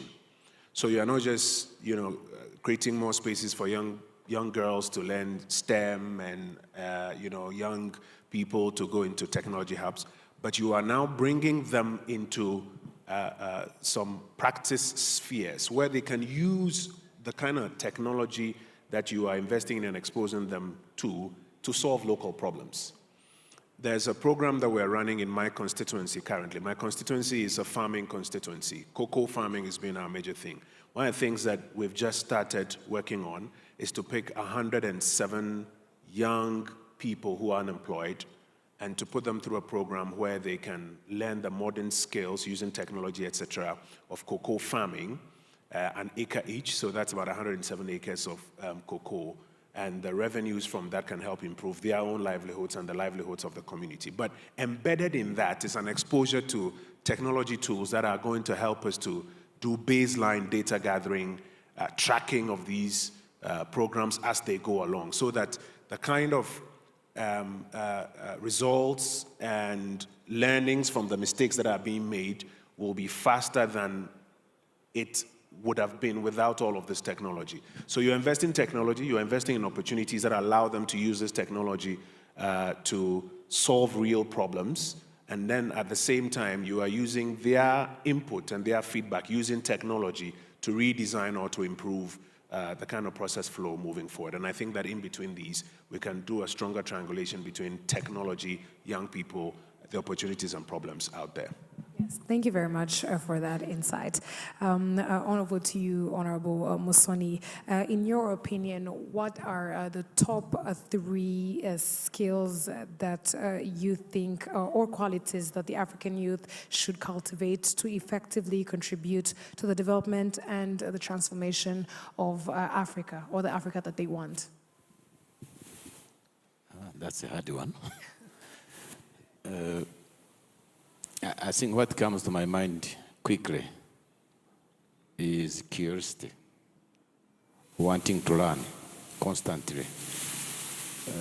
Because when you are learning that you innovate to find solutions. So that's, to me, would come as the top quality of the human resources. I think knowledge comes top in making somebody useful to himself and to society. So that's why I would say top quality would be that one. The second would be critical thinking, to be able to look at what you see and look at the causes, so that you know the mass of the causes is what, and that will help you to get the solutions into that one. Now, with that one, then I would bring in discipline, self-discipline. I think across the panel, it has been talked about in another form. Discipline to even get off the ground when you fail, and keep going until you get to the objective. That is very important. Discipline to know the priorities you have in your life that will contribute to the social advancement and towards the vision of Africa, as we were talking about. And then discipline to know that you are one among the many, that you need to know you have certain resources others don't have, but others have those which they don't have. And when they come together, they produce good things for all of you. So I would put that one, knowledge acquisition constantly, critical thinking so that you don't provide the wrong solutions to problems, and then the discipline in action to make sure that you achieve what you want to get to. Thank you very much. So 3 tips: curiosity, critical thinking, and discipline. I hope the youth were able to note those down. Thank you very much for that. So over to you again, Karen. In your experience, because I believe you have quite some experience, what are some of the effective ways the African youth can be able to engage with policymakers, government officials, to ensure their voices are heard and their ideas are implemented in shaping the future of Africa? And if you can, please share any of success stories that you're able to experience or hear. Thank you so much for that. I'll start with curiosity. Honorable member, what you mentioned about curiosity. I believe there's something so powerful about a curious mind. When someone does not settle, because when we settle, we lose out on something. But the moment we allow our minds to be curious, to ask questions, why are things the way they are? Why can't they be different? Why am I the way I am? Can I do things differently? But a curious mind is really, really powerful. African youth, or young people in Africa, please remind me your name. Sunday Bob. Sunday Bob. Thank you so much. In your sharing, you said something really powerful that points to a curious mind and also taking personal responsibility. You talked about your journey. You got to a point where you were asking questions and, got to where you are today. I'd like to remind young people that nothing just happens. Things are made to happen. There has to be intentionality for us to achieve our dreams and for us to make things to happen. Things don't just happen. Just like you have shared, taking time to reflect as leaders, as human beings is really critical. I look at people who've gone before us like Nelson Mandela, Steve Biko, Sekou Toure, Patrice Lumumba, Wangari Maathai. Things were not easy for them. Things were not easy for them. They were young, maybe even younger than most of us in the room. But they realized the call on their lives, the call on their generation, and stood up and did what they knew or started learning how to do what they needed to do.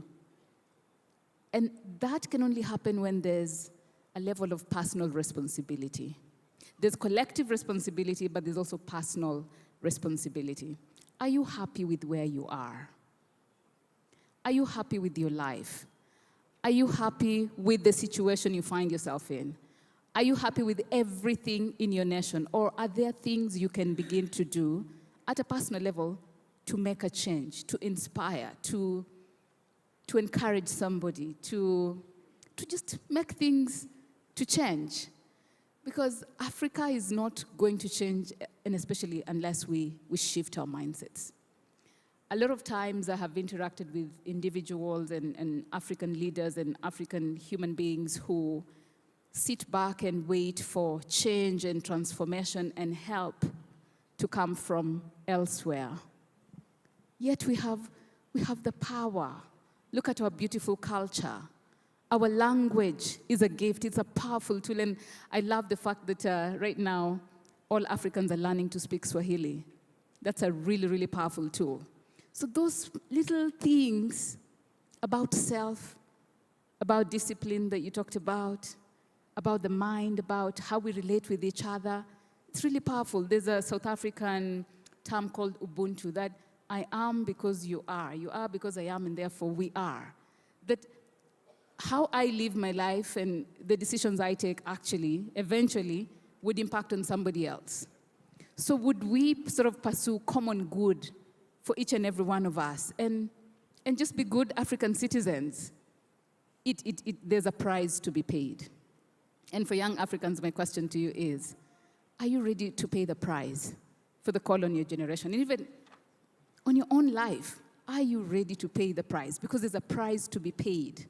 Leadership is sacrificial. Leadership is not about the titles, though, even though titles are there and all that. But I have seen amazing leaders with no titles. I have seen amazing leaders with no titles. And you do not need a title to lead or to lead change.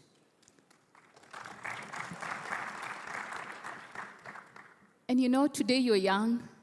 Tomorrow, you're not young anymore. Tomorrow has its own young and, children. So the one gift we have is time. The one gift young people have is time. Please make use of your time.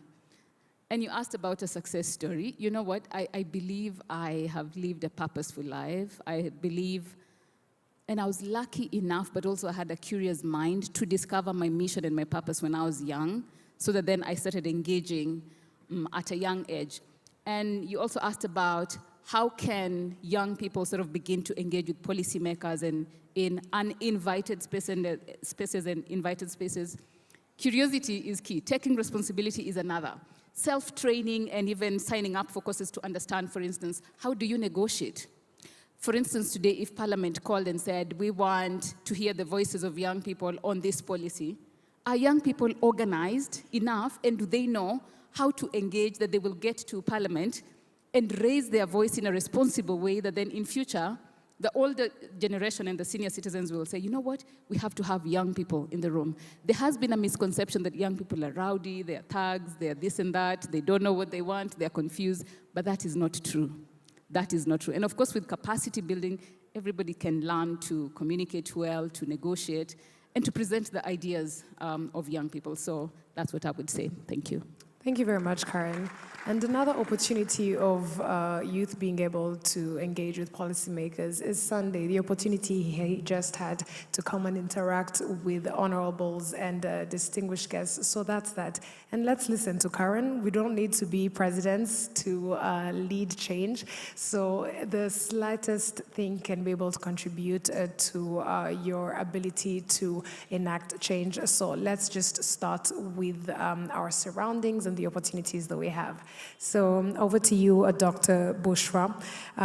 In your opinion, in what ways do you think can philanthropy and collaboration between different stakeholders support and amplify the efforts of African youth in shaping the future of Africa? I think to reach this objective is very important to ensure and succeed in convergence between all stakeholders, which means to bring all of them around the same table in order to make them speak with the same voice. Because to avoid waste of time, waste of energy, and waste of money. This is what we are experiencing, for many projects in Morocco, that like when we launch a project, around the table, we have all stakeholders. We have the funders, we have authority, because it's about regulation, funders, it's about financing. We have civil society. We have the target. It could be farmers, it could be needs, it could be, disabled people, it could be people working in hospitality, etc. And we make them meet around the same table, and this enables us to come up with what we call the stakeholders mapping and the mapping of stakeholders' interests, in order to make those interests to be, convergence of those interests. And you can't imagine that at the end of the day, we come up with a strategy, comprehensive and coherent strategy. There is also other kind of stakeholders. If we talk about CorpsAfrica, maybe Social Innovation Lab, what I noticed that within Social Innovation Lab we have what we call, the impact value chain. Starting by the co-definition of the problematics of issues. And the first step is to engage discussion, conversation with communities, And I think we can launch other kinds of, collaboration between stakeholders. It could be at local level, at national level, regional level, and continental level. So. Thank you very much, Dr. Bushra. A round of applause for that.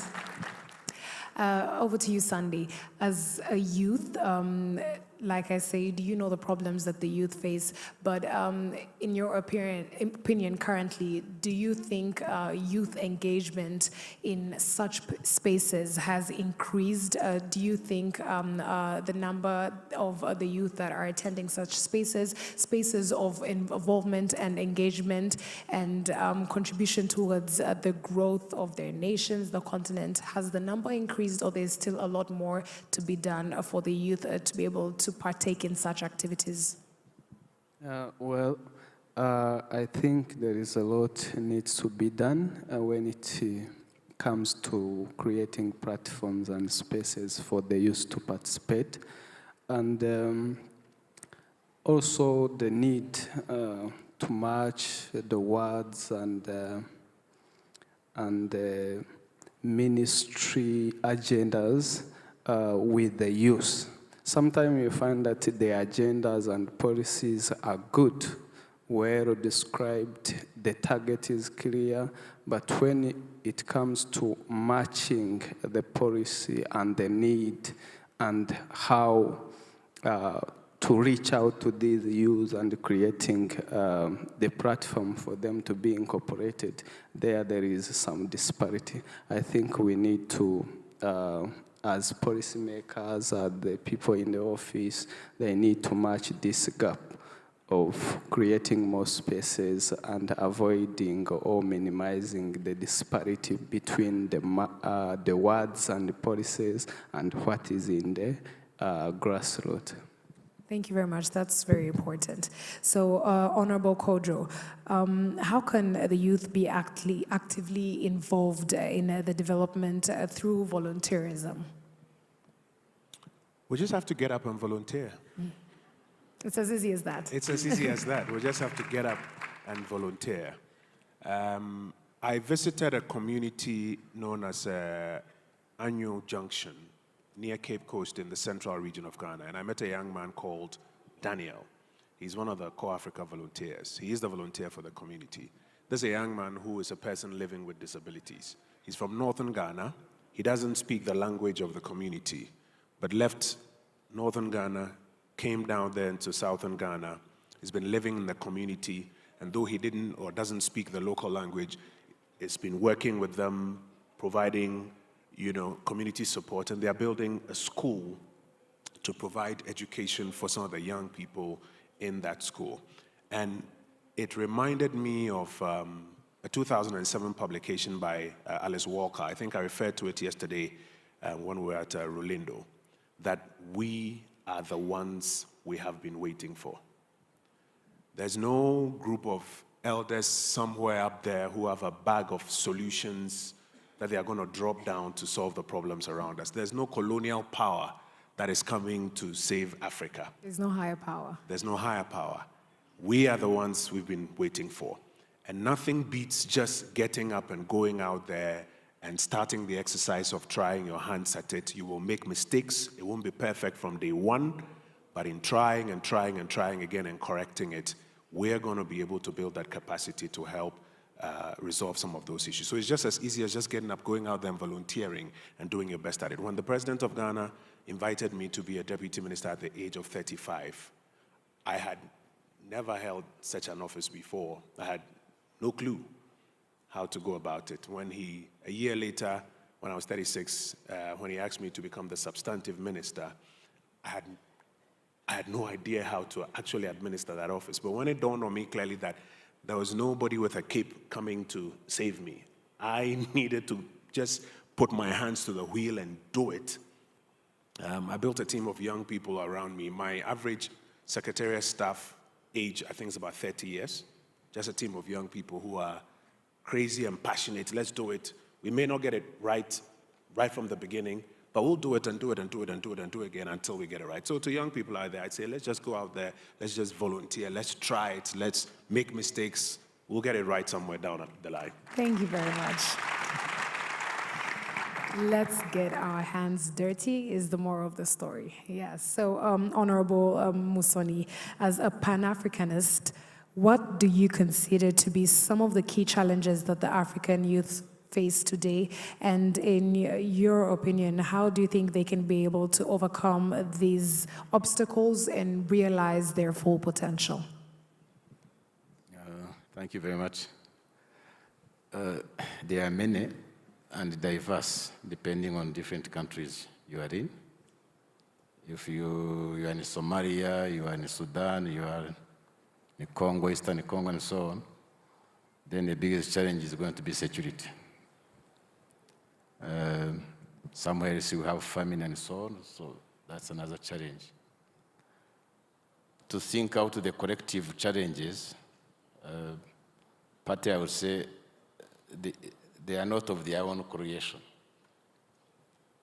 The one which Sunday revealed to us, to be uprooted, disconnected from the society issues, is a very big challenge. Because once you are disconnected, you cannot be a solution provider. So we shall have to find a way, or the ministers, and as members of the societies, we find a way of creating educational curriculum that goes with voluntarism. And I'm sure you know, even our voluntary action of Umuganda, the youth are disconnected. Even in Rwanda, the youth are disconnected. So that disconnect, I think, is very serious. But it's not their creation. It's how they are being taught in school, in the voyagistic way of thinking about yourself. And the second one is disregarding the assets we have. When I see young boys and girls dying in the Mediterranean and leaving quite a lot of assets on the African continent, you see that conditioning of the mind to negate what you have and try to run to what you don't have is also a challenge that we have to work at it, on that mindset change through voluntarism and so on. The third one, which most of us have it anyway, fragmentation. We are fragmented in the view of Africa, the view of the world. We don't put it together so that we really understand it and say how we're going. She brought a very good stakeholder analysis and say, I want to go this one, but this one can assist me. This is likely to block me. When I discuss with our young about the aspects of transformations of the African, now they come back and say, no, Lumumba was killed, Nkrumah was killed, Bera was killed, Nasser was killed. Huh? You want also us to die? And if you are looking at a transformative agenda, you cannot fear death. Because it means even where you are almost dead. If you cannot advance, you are dead. So that superficial commitment to change is a challenge the youth and some of us have that we need to work on so that we have that commitment. You go into something, you want to do it. Another challenge that is not, well, we come back to capital.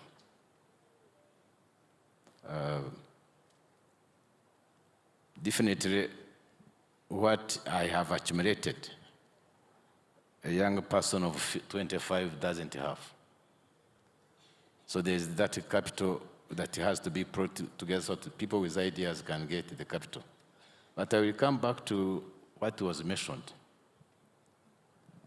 And I have the experience that even when you are aspiring for a big resource-needed journey, you can start with very little and try to build more the human resources, that's the commitment, the knowledge, the skills, and the working together, the community of things. You will find the money coming. I have that experience. I can give my personal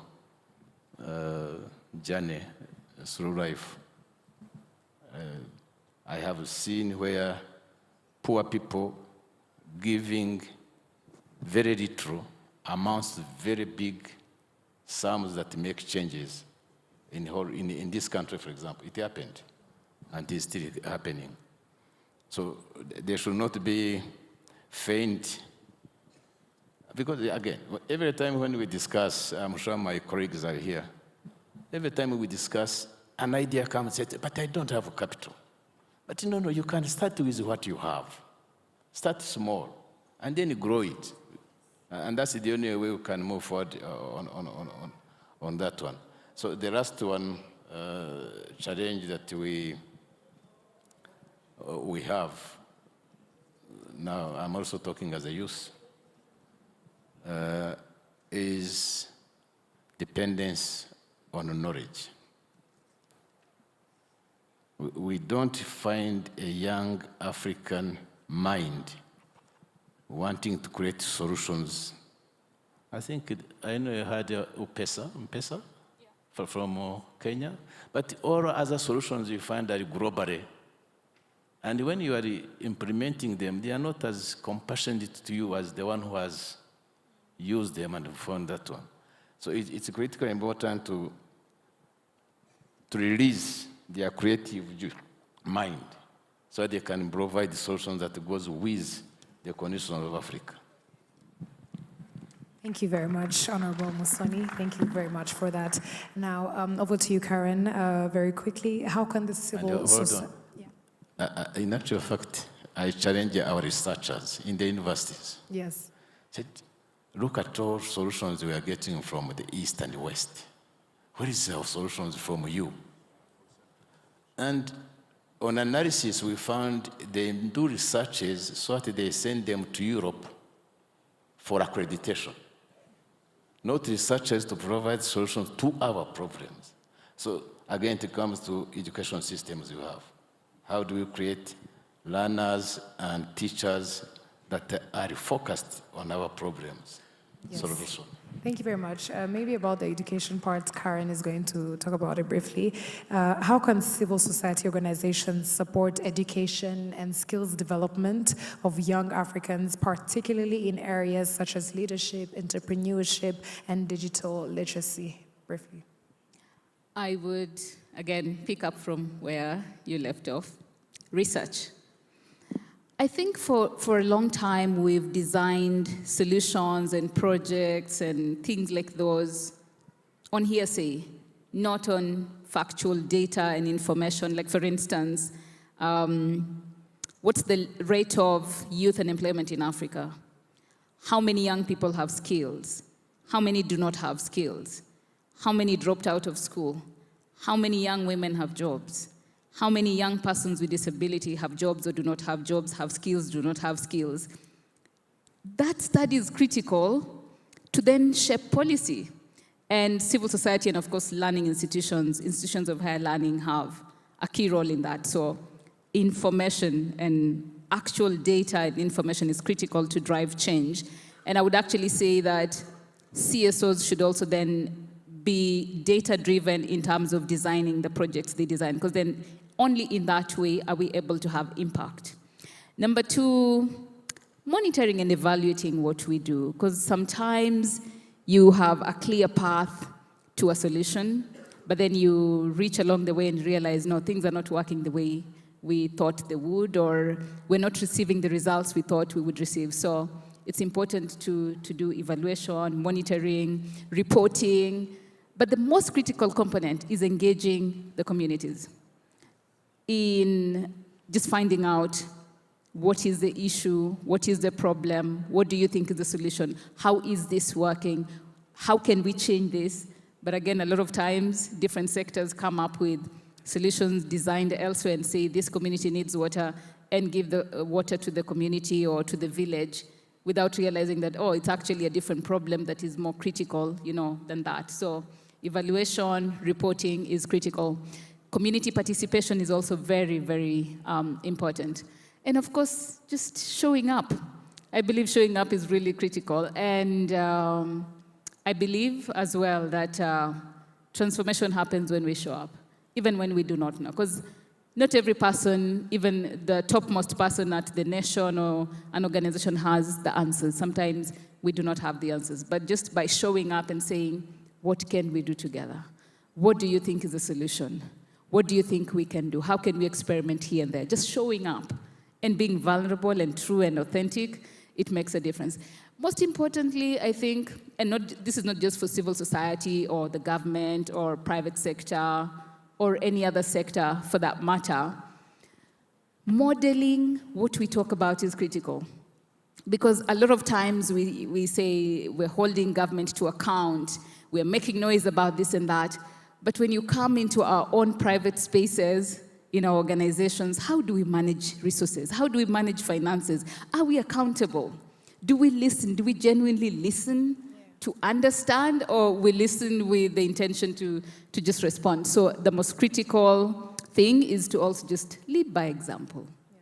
Be what we say people should be. Yeah. Thank you. Thank you very much. Let's show up and lead by example. So, Dr. Bushra, if you don't mind briefly, could you share some innovative ideas or initiatives that you have come across which have the potential to positively transform Africa? To unleash the potential for Africa, as I've mentioned, you asked me the question, I answered it that, yes, innovative way, that innovative approaches, and innovative adapted approaches to our culture, to our beliefs, and is very important, and to, approaches, based on the proximity, to be linked to the African youth. And so the innovative way is to enable African youth to shift from job seekers, to job providers. Providers, to be, people who will bring, dignity and inclusivity, not inclusion, because when we are talking about inclusion means that there is a dominant and dominee, but inclusiveness means, that we are equal and we can learn from each other. Also approaches based on diversity, Please keep in mind that our strength is our diversity. And there are many studies showing that the, multinational, big companies, who are succeeding, competitive, and, having the huge amount of turnover are, companies, believing in diversity. I would also just share this, idea that we should, keep in mind that we have a common past and shared future is very important. And just to quote His Majesty the King, Mohammed VI, he told, Africa should trust Africa, is very important in order to enable the co-emergence, the co-development, and the co-creation. Thank you very much, Dr. Bushra. Now, as we wind up, I would like to ask the last question to each of the panelists. Let's start with you, Sunday Bob. What message would you like to give your fellow participants here? Maybe something that you think can build them as a takeaway. Thank you so much. The advice I can give is that one of fellow panelists talked about it, to be inquisitive, be eager to know things. Because if there is nothing that can wake you up, then I don't know if you'll get something to feed you. So be inquisitive, ask questions, reach out, let your mind work, and also have the trust that you can do it. Others have made it from zero to somewhere. Why not you? Give it a shot, use your mind, read, do something, and even when you need a help, at least people can find you somewhere going, and they'll be glad to support something that is already in place. Thank you so much. Thank you, Bob. And my last word is don't forget seniors, because we are talking about youth, African youth, but seniors are very important to help us to overcome, paradoxes, African curses. So please don't forget seniors in order to preserve our African heritage and culture. Thank you. Thank you very much, Dr. Bushra. And over to you, Karen. I'd say society is actually waiting on each and every one of us to live out our purposes, because each and every person in this room has a purpose, something special that only you can do and be in the manner only you can do and be. Please find that something. Find that something that makes you wake up in the morning, that makes you refuse to give up even when things are thick. That's something that sort of fans that fire inside your heart and lights up that fire around you. Please find that something, because imagine that there are men, women, young people, and children out there just waiting on you to live out your purpose for them to move to the next level. And if you don't, then it becomes a challenge. And it's a race every human person is on. And I leave you with a South African song. It's called Running the Race. And I know many of us know it. There is a race that I must run. There are victories to be won. Give me power every hour to be true. This is a race we're on, and may we be true in our race. Thank you. Thank you very much, Karen. I would also like to give the opportunity to Honorable Musoni to give a last message as we wind up to the participants. First, apologies. Yeah, no, it's okay. When the body starts crumbling, there are certain things you cannot hold. So the rest? The last message as we wind up. Oh, okay. Possibly I can give advice to the volunteers, the many. By the way, I wish we can have as many as millions and millions. Very many. In Rwanda, I think we have community volunteers, and we were aspiring to have as many as possible to fight against that disconnection between society and the future leaders. And I think when I talked to Esther, I think we can make a good combination so that we accelerate it in Rwanda to as many people as possible. But the advice I would give them,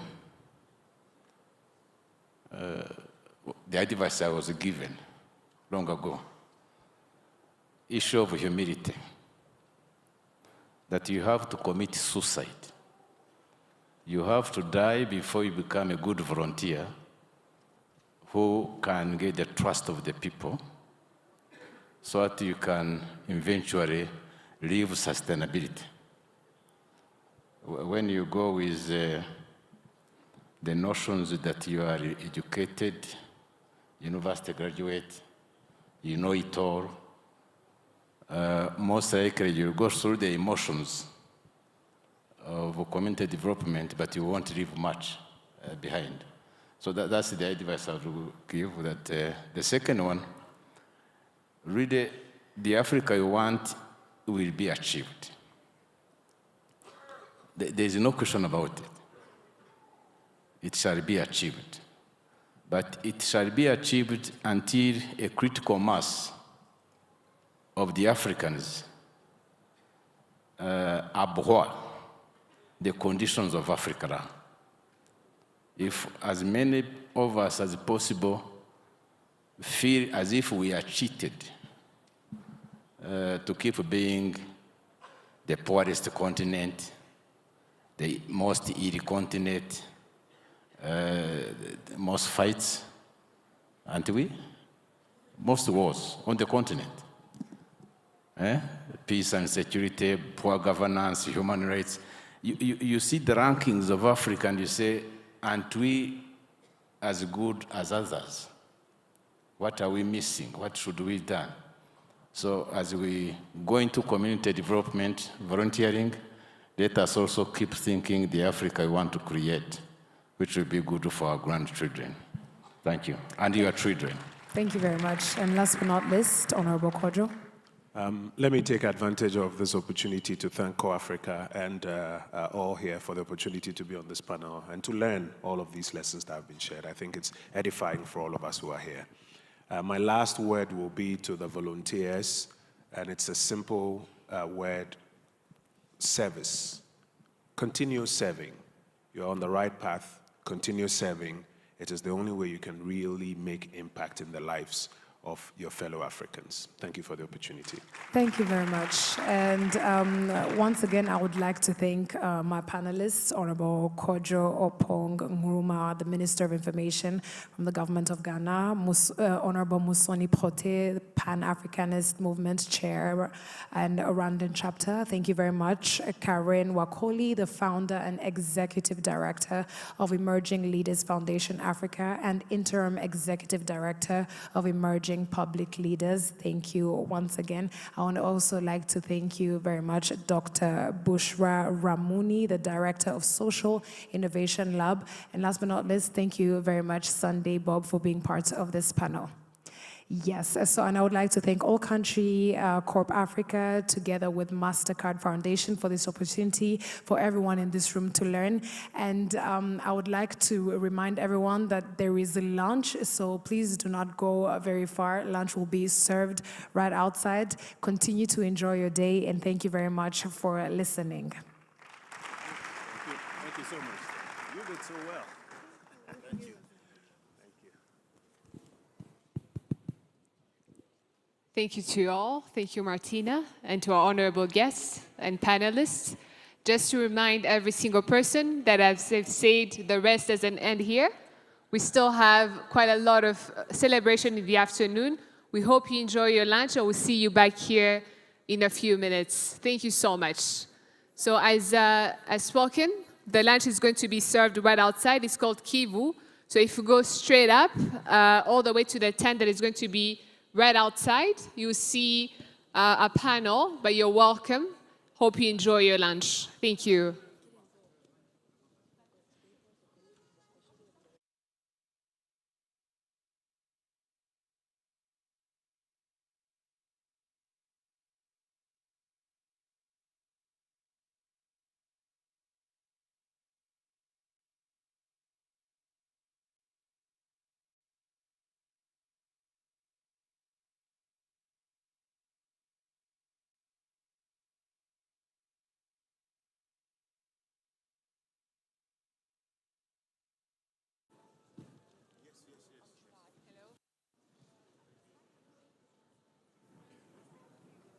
Hello. If you could please notice the beautiful ladies in the mushanana in blue. These are protocol. They're going to show you where exactly we're going to go for lunch. Thank you so much. Enjoy your lunch again.